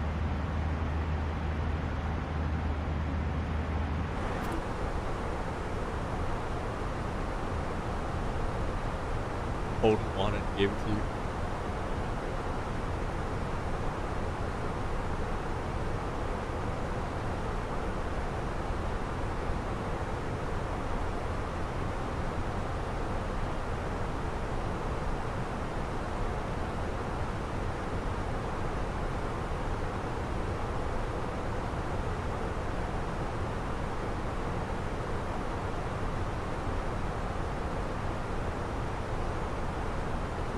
Oh, okay. Nice. That's pretty cool.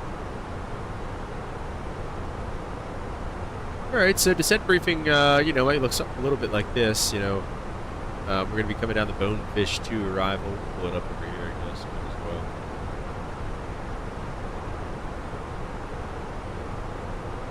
Going to be doing the Bonefish 2 arrival on the way down. We've got all the altitudes, cross-checking the FMC and everything. Here's another guy doing what you like to do there.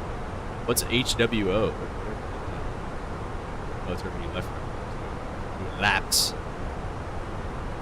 But, yeah. Coming down the Bonefish arrival there, like I said, we cross-checked everything like that. Nothing special on the arrivals. The RNAV runway 8 left. We'll start from Pico. And, down to the mids of 513, And off runway 8 left, we'll exit right when able, and we're just going to kind of come back for the Delta gates, which are over this way. So, or I don't know if I said left, I meant right when able. Probably take the high speed Lima 7, and if there's really nobody behind us, I mean, I'm not opposed to letting it roll all the way to the end and taking the right turn off and just kind of straight across the ramp. And there'll probably be, there's probably all kind of ramp controllers involved. There's actually not. You see.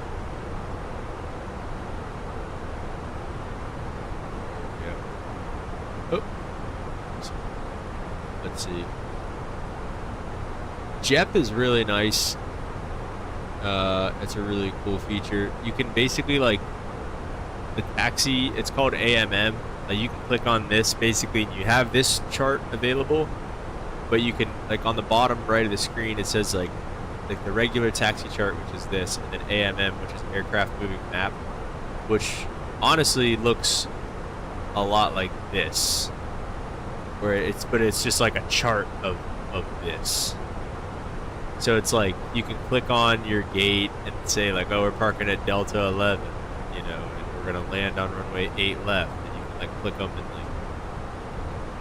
and then like in this area, like if there was a ramp controller in this area, it would like outline this like taxiway or something like that, and be like, this is, you know, Miami ramp control on 3175 or something like that. And it tells you, like, based on where you are, what ramp frequency you're going to be on. So that's it. It's just a nice feature. And honestly, like I said, Navigraph and JEP are pretty similar. I mean, even this like little triangle like that, like that's kind of what you're playing, or what you look like on JEP.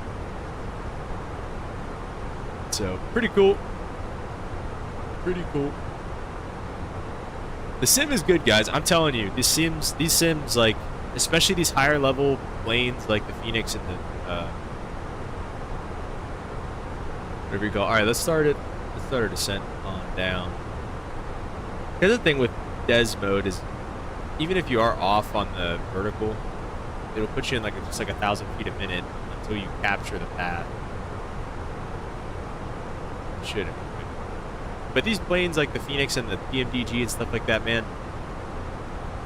these planes are really, really good. And they can really be great tools for the real world.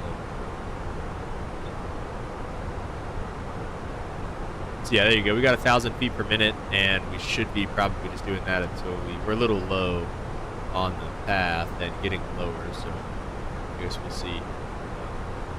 Get there at some point. Yeah, we're going to keep the speed up, we're going to stay fast, and we're just going to start screaming down on this arrival. Let's also take a look at what the CTAF frequency is going to be.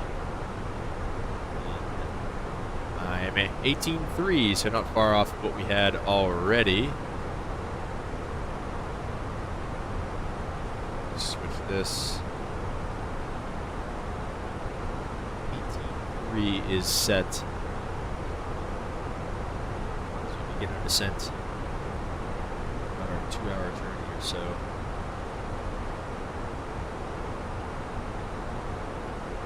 I wonder where like the data link stuff is. This ATC bomb probably.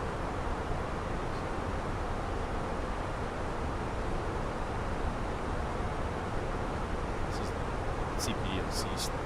What? Free text.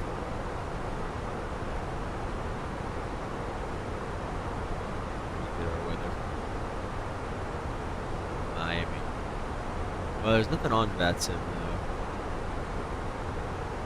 Let's see.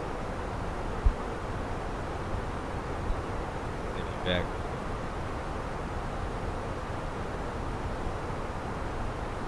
Alright, Lip, no worries. Thanks for being here as always, man. Appreciate you.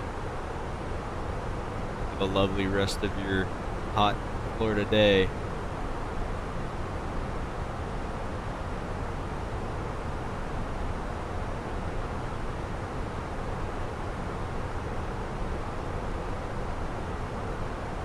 See that as we start descending, see that indicated airspeed kind of keep coming up as our Mach more or less stays the same. Around 290 is the transition from Mach that indicated. Once we get to 320 or so is probably where I'll stop it and I'll say, all right. That's probably where we wanted, somewhere right in there. It's kind of going right through it. What is it doing? 4,500 feet a minute. It's just doing what it has to do.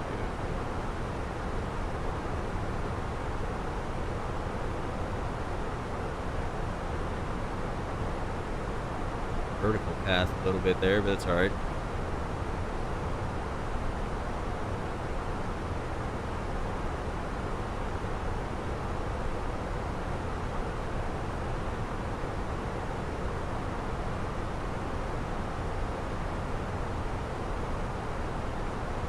Shouldn't have too much competition going into Miami here. We'll just enter the probably a left base runway 9 or 8 left. First kind of call that we make to them.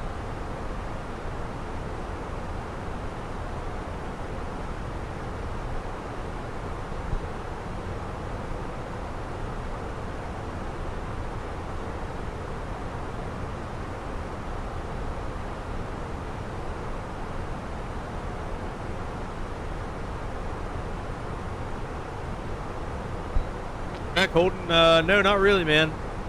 Just started descent down into Miami. Limp was talking about, he just left, but his he was talking about his archer that he left. And he said he was flying around. But that's about it.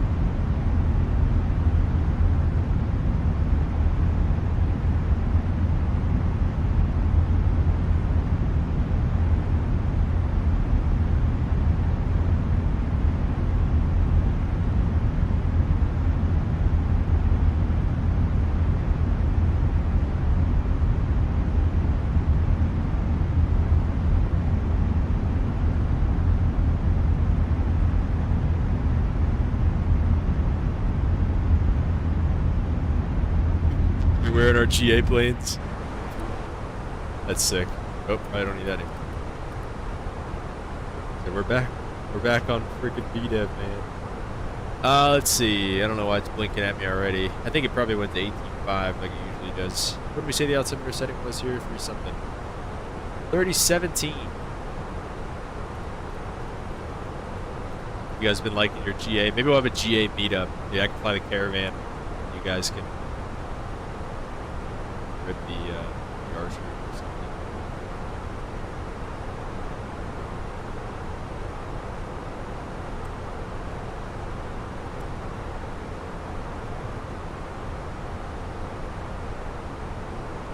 Oh, you're ripping the Bonanza. That's pretty fun. You know, let's actually do some rings.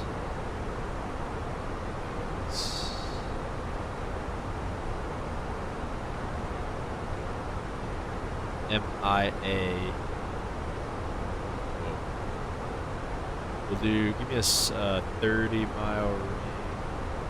You do this every time. Kind of sucks.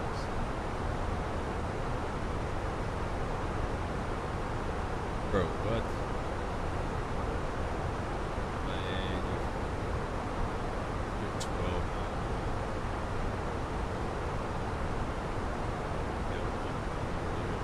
I'll do 5.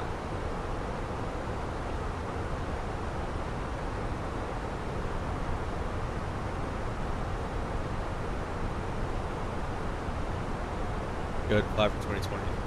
Black Square going to release the Caravan for 24. Oh, they have it out in 2020 already?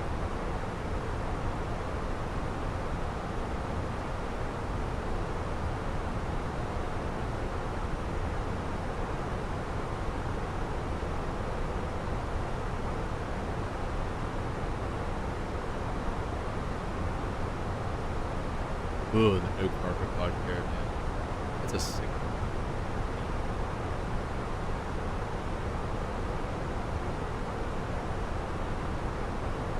Wow, 100 possible failures? Oh, it's coming soon. Yeah, actually, I will. Email me when available.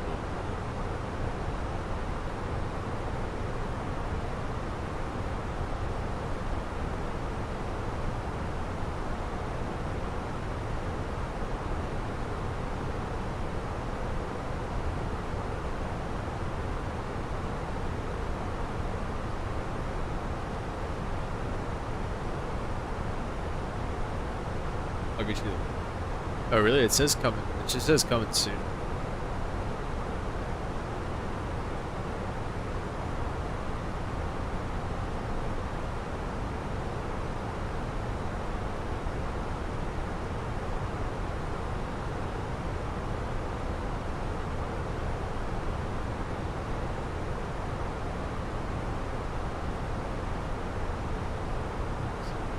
General. Yeah, whenever I see, yeah, I went to that. It says coming soon. Are you sure it's out for 24 already?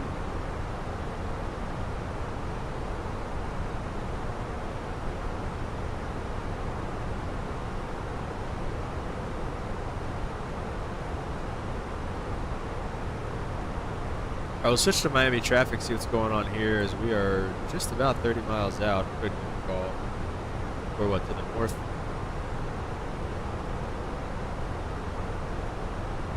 Miami traffic, American 2243, 30 miles to the northbound, the RNAV. Runway 8 left, it's Miami.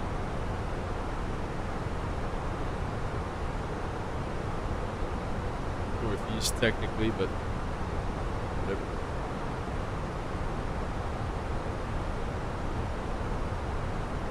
I think we'll be landing soon.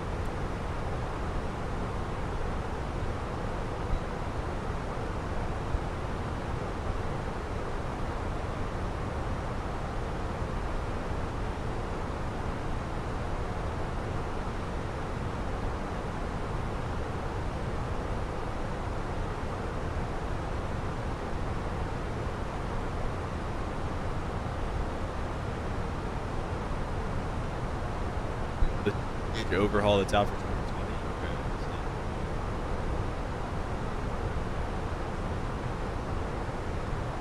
Okay, dude, ripping a steam gauge Caravan. Oh my gosh.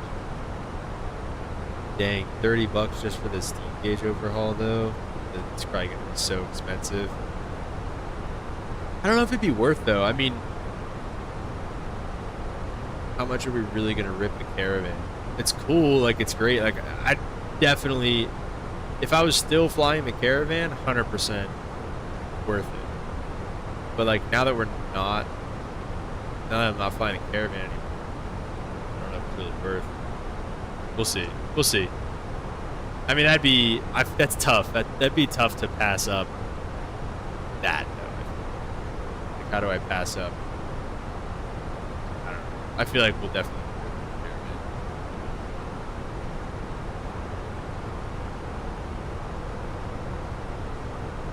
I start pulling it back like 250.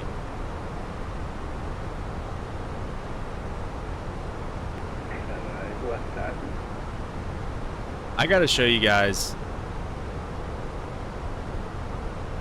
We're gonna keep this thing fast until wait for the new one. Oh, are they gonna release like a steam gauge? Yeah, I guess they are gonna release. It said they were gonna. So that'll make that one kind of obsolete, is what you're saying.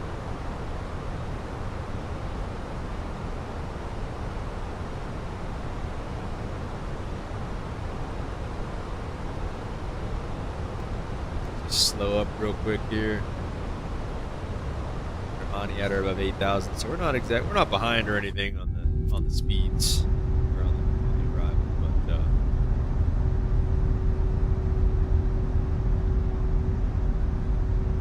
give some help getting back to 250.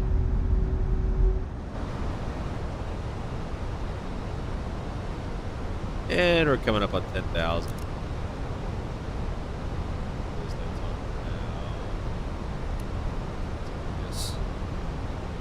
Definitely seatbelt signs. What?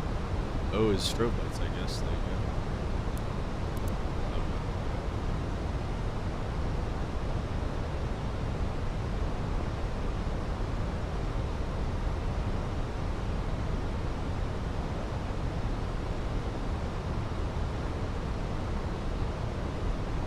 Miami the city and Miami the airport there.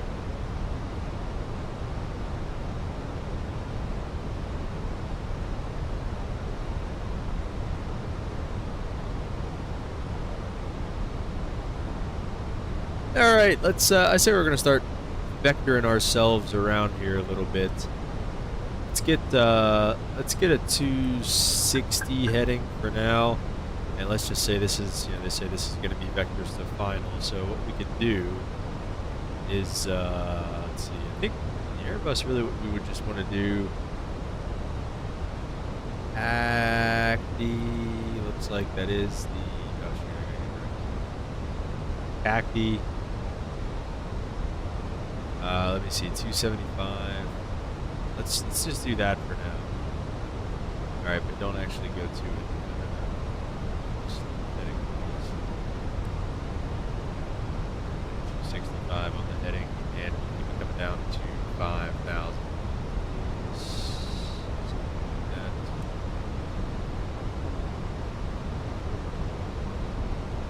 All right, that's fine. And then let me see. Really, we want to keep it coming down maybe like 3,000.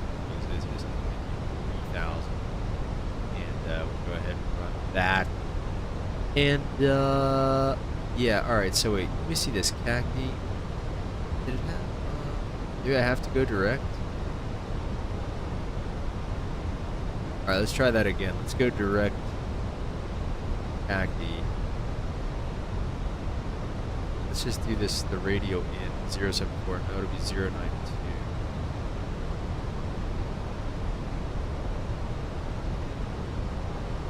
Or, I guess it has to be the reciprocal of that, is what it wants.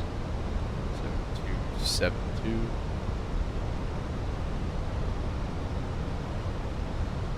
Okay, there we go. Insert that, but again, make sure we stay heading. Okay, we did stay heading. That's nice. Let's go 270. Yeah, 270 is fine. Just keep this thing dropping on down for now. At some point, since this is an RNAV approach, we'll have to go direct to Cacti. But Miami traffic, American 2243, and left down the runway. 8 left.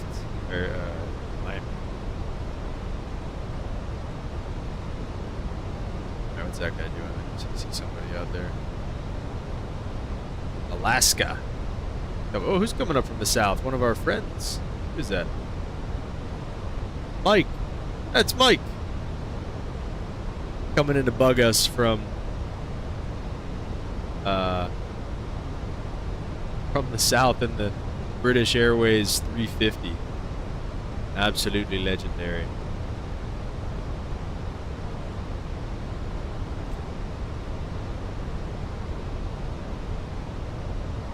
All right, Cacti's at 1,500. So they said it's going to maintain 2,000, and now actually direct to Cacti, and it should just kind of get us in the turn. There he is, lurking as always, man. The master lurker. Miami traffic, American 2243, and left base from runway 8 left, Miami.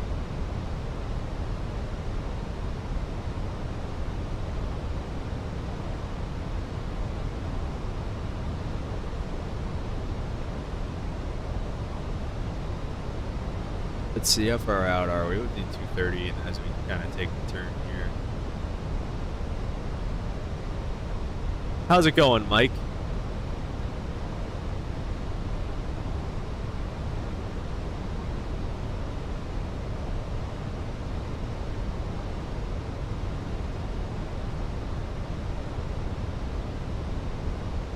Flaps 1. Let's go this way.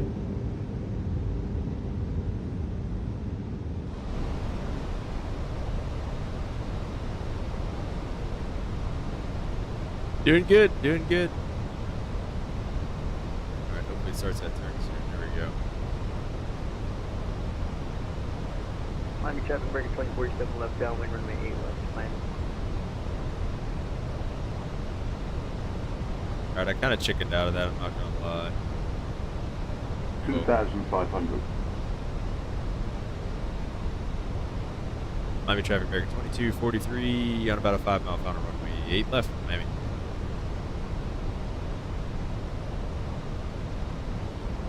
Set that all the way down to like 100. We'll wait for the VDEV. Oh, let's go flaps 2.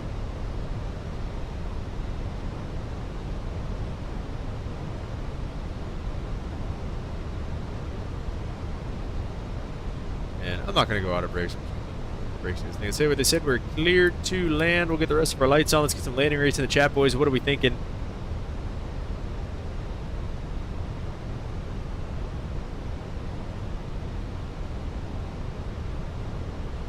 Let's go gear down. Flaps 3. And we'll get the speed back.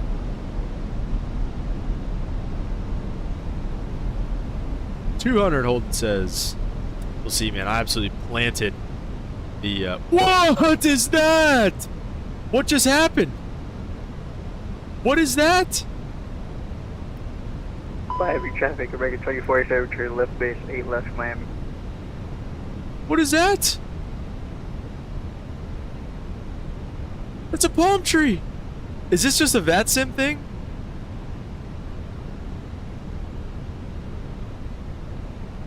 What is going on? There's palm trees everywhere. I just... What? Yeah. Miami traffic, American 2243 going around. It's palm trees. Oh no, they're going away. You gotta be kidding me. What is happening? Positive rate gear up. I guess flaps 2. What? Why are they so large? They're not gone.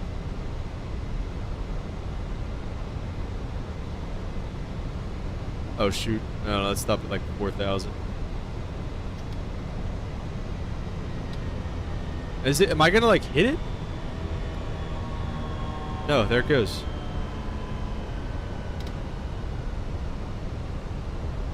That's unbelievable. No, keep it coming. Keep the climb coming.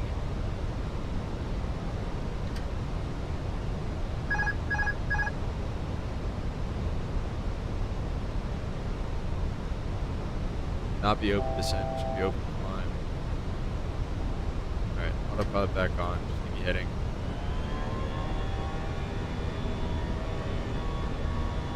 Traffic break 2047 5 mile final runway 8 left, Miami. Flaps up. Speed.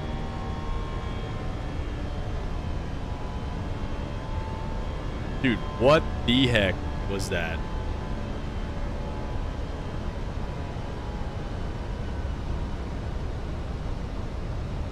I guess on the bright side, now we'll get to land with Michael and maybe behind a freaking Concorde, I guess.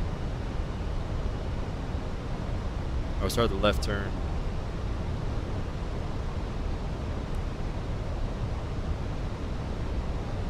All right, here we go.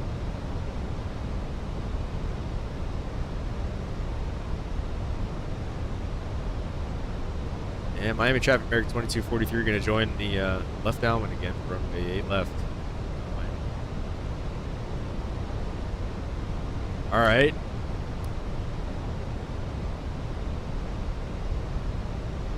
I genuinely have no idea what that was. Does anybody know what was that? Miami traffic American 2047, 2.5 mile final, runway 8 left Miami. Let's just build up the ILS too, because that was stupid. I feel like. Where's the ILS 8 left? There's no ILS for 8 left. Oh, it's a localizer. That sucks. Oh, RNF is. Have to change it though. Change it so I can change it back, I guess. Stupid. RNAV 8 left. The go back, go. Flight plan. Just keep it from. Oh wait, I gotta do this. Direct taxi and do the 275. It's fine.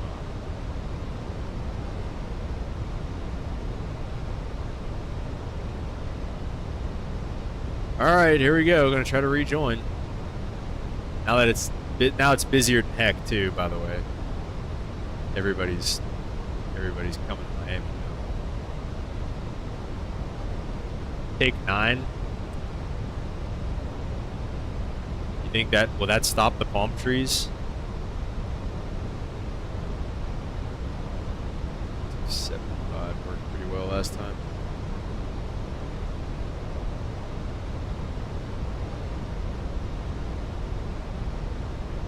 Let's see where these guys are all going.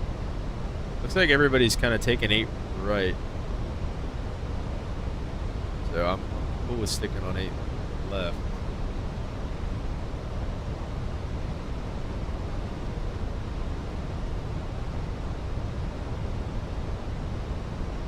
How about you get on the radio here, Mike? Jeez.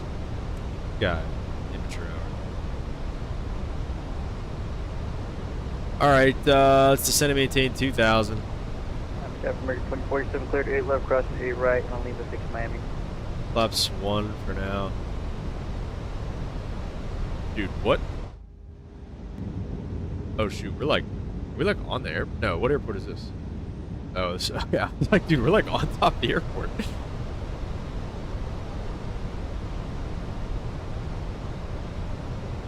If this happens again, I don't know what it is. I mean, I turned up the terrain level of detail as we've talked about on this stream, and that's about it. That's the only change that I've made to like my graphics settings. American 2047, clear 4 runway, taxi engaged, get November 1st, final call Miami.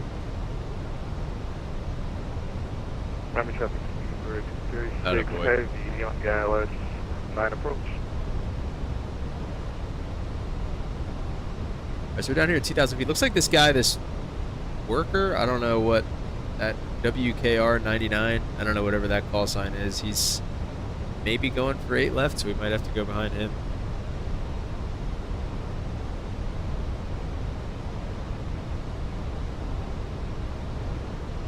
Yo, Brennan, what's good, bro?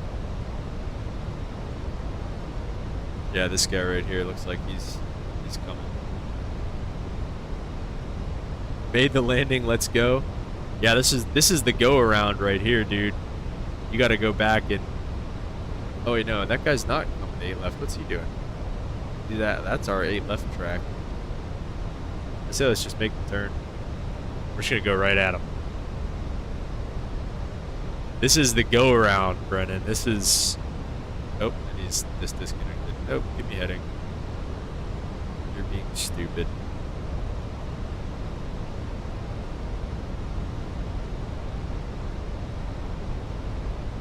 Miami traffic, American 2243 in the left base, runway 8 left.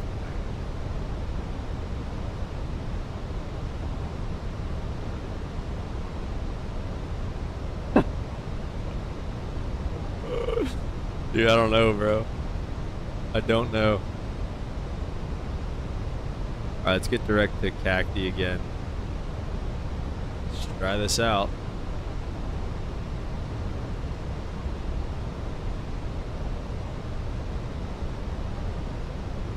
Yeah, that was nuts. Gotta put that. That is definitely gonna be going in the intro. That is definitely gonna go in the intro. Dude, that was just Thumbnail. Average flight to Miami. Jeez, we're just getting flights back on. That was unbelievable. Alright, Miami traffic, bar no palm trees spawning, speed bird 36 heavy, 7 mile final, runway 09. That way, huh? Jeez. I mean, that guy just like crossed over each other. I don't know if he saw us.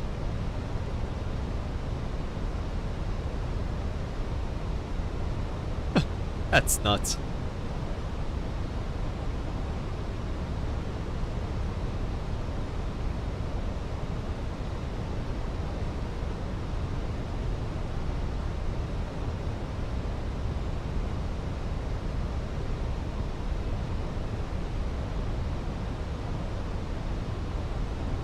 Let's go.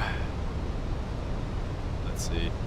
Back a little bit. Just give us a little more breathing. Flaps to 2. Let's see. Are there any palm trees out there yet? I don't see any yet.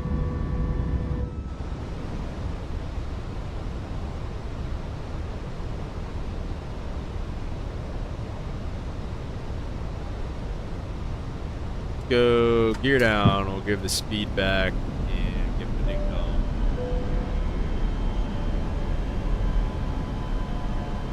Doesn't look like it's really catching the VDEV or anything like that. So, oh shoot, well, this might be a problem.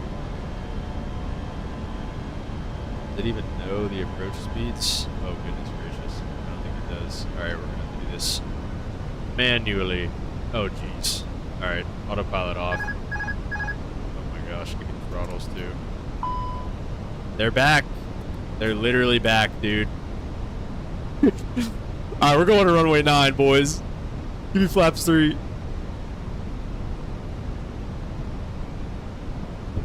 Oh no, this is not good, guys. Miami traffic, American 2243, side stepping runway 9. Classic. Just give me flaps full. Palm trees are everywhere. Oh, wait, there's a guy landing on runway 9 right now. Is that Michael? Dude, we gotta go around. Hang on, maybe not.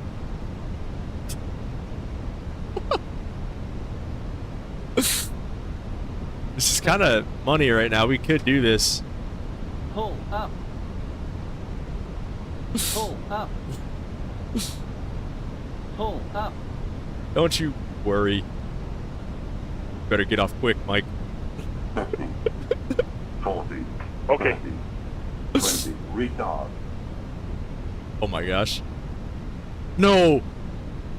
5. And we're down. Okay, reversers are Retard. toggled. Retard. Is that reverse thrust or is that going to be toga thrust? Okay, I think it's toga thrust. Yeah. Alright, so we were close to the reversers. Let's see. Attaboy.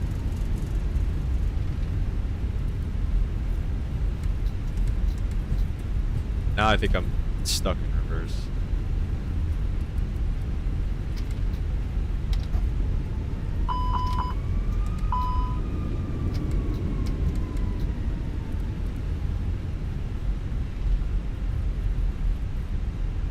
Dude, what is going... These palm trees are actually terrifying, too. Is it actually in reverse thrust right now? Of course it is. Miami traffic, American 2243, clear of all runways. That's it for now. Sorry, Mike. What is happening? Alright, we're unbinding Hey, that. Mike. Hello.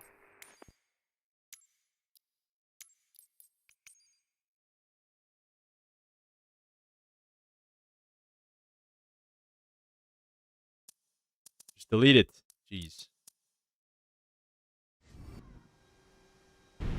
Now what's happening, bro? Alright. Well. I feel like it's always something with these streams. Let's make the turn here, I guess.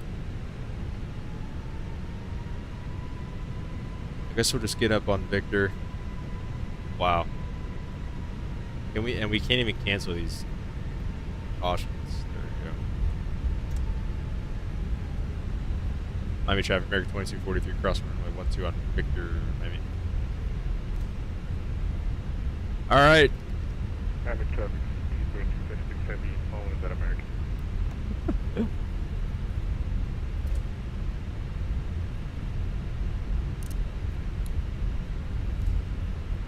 It's a great time to turn off the lights as we're crossing the runway, but might be time for X-Plane. You might be right, dude. That was funny. Glad I'm good for something.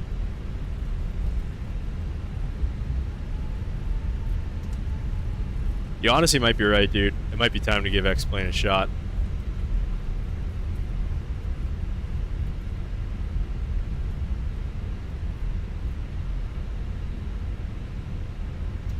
I don't even know where we're taxiing anymore. I don't even care.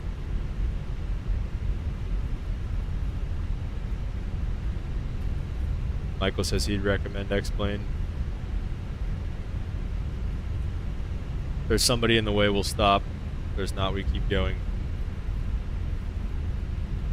Michael, did you plan that? There's no way. That timing is crazy because that was a long flight for you, wasn't it?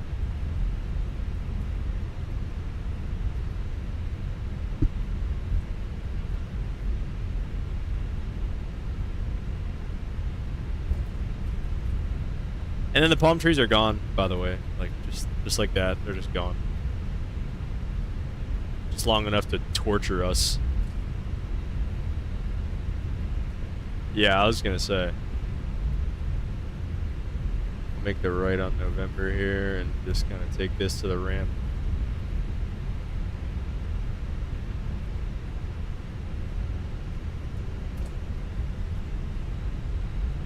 That's just crazy because like I literally come in and land on the runway at the same time as you. I saw you, like I looked over at my VATSIM screen and I saw that you were still like on short final. And I was like, there's no way that's right because he said he was like landing like while I was in the downwind, I thought.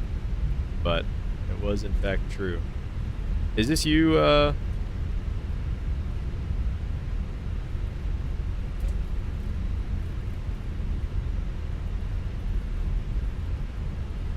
Kieran? Is that you right here? Come hang out with you. Oh, we're definitely going to turn down the level of detail or something too. I don't know if that's what did it, but... Alright, we'll come hang out with you. Don't stop. Don't do the thing. Just keep turning. Delta 39 it is, the boys. Wow. I think we kind of greased that too. We'll have to take a look at the landing rate, but I think that was alright. Alright, we'll stop it there, set the parking brake, and we forgot to start the APU, so we'll give that a shot here. Holy smokes, guys, that was something. Where's Mike at? Did he stop following us? Pretty legendary park job right there too, a little off. Not too shabby. Yeah, let's just turn this down now while we're waiting for the APU anyway. This is nuts. I don't know if that had anything to do with it, but let's bring this down to like 80. This can come down to like 100, I guess. Mike got a 74. Yeah, we'll take a look at the landing rate here in a second. As soon as I get this airplane shut down. Brakes are hot.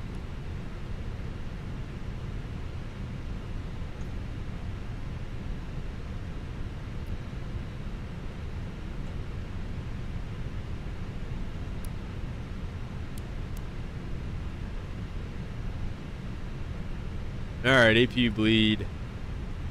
And we'll get the engines off. Beacon, passenger sign, and deboarding, please. Please, good lord, give us some freaking deboarding and get us off this doggone airplane. Oh my goodness gracious.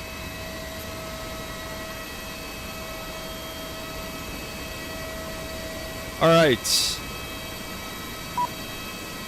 Let's see, do we have the GP ready? Yeah, it is available, so let's go to that. Shut that guy down. All right, let's take a look at how we did on the flight here. Get that out of here, get that out of the way, get this down. All right, America 2243, statistics. Oh wait, I gotta end the flight. About that. All right, statistics, 155, all right. Not terrible, not terrible. But Mike's with a 74. That was a greaser, dude. Let's look at our track, our go-around. That was crazy. You said 144? Okay, yeah, it's pretty close. Holden had 200, so we'll take sub 200 for sure. For sure. But, all right, guys, I guess that's going to do it. I mean, whatever the heck that was.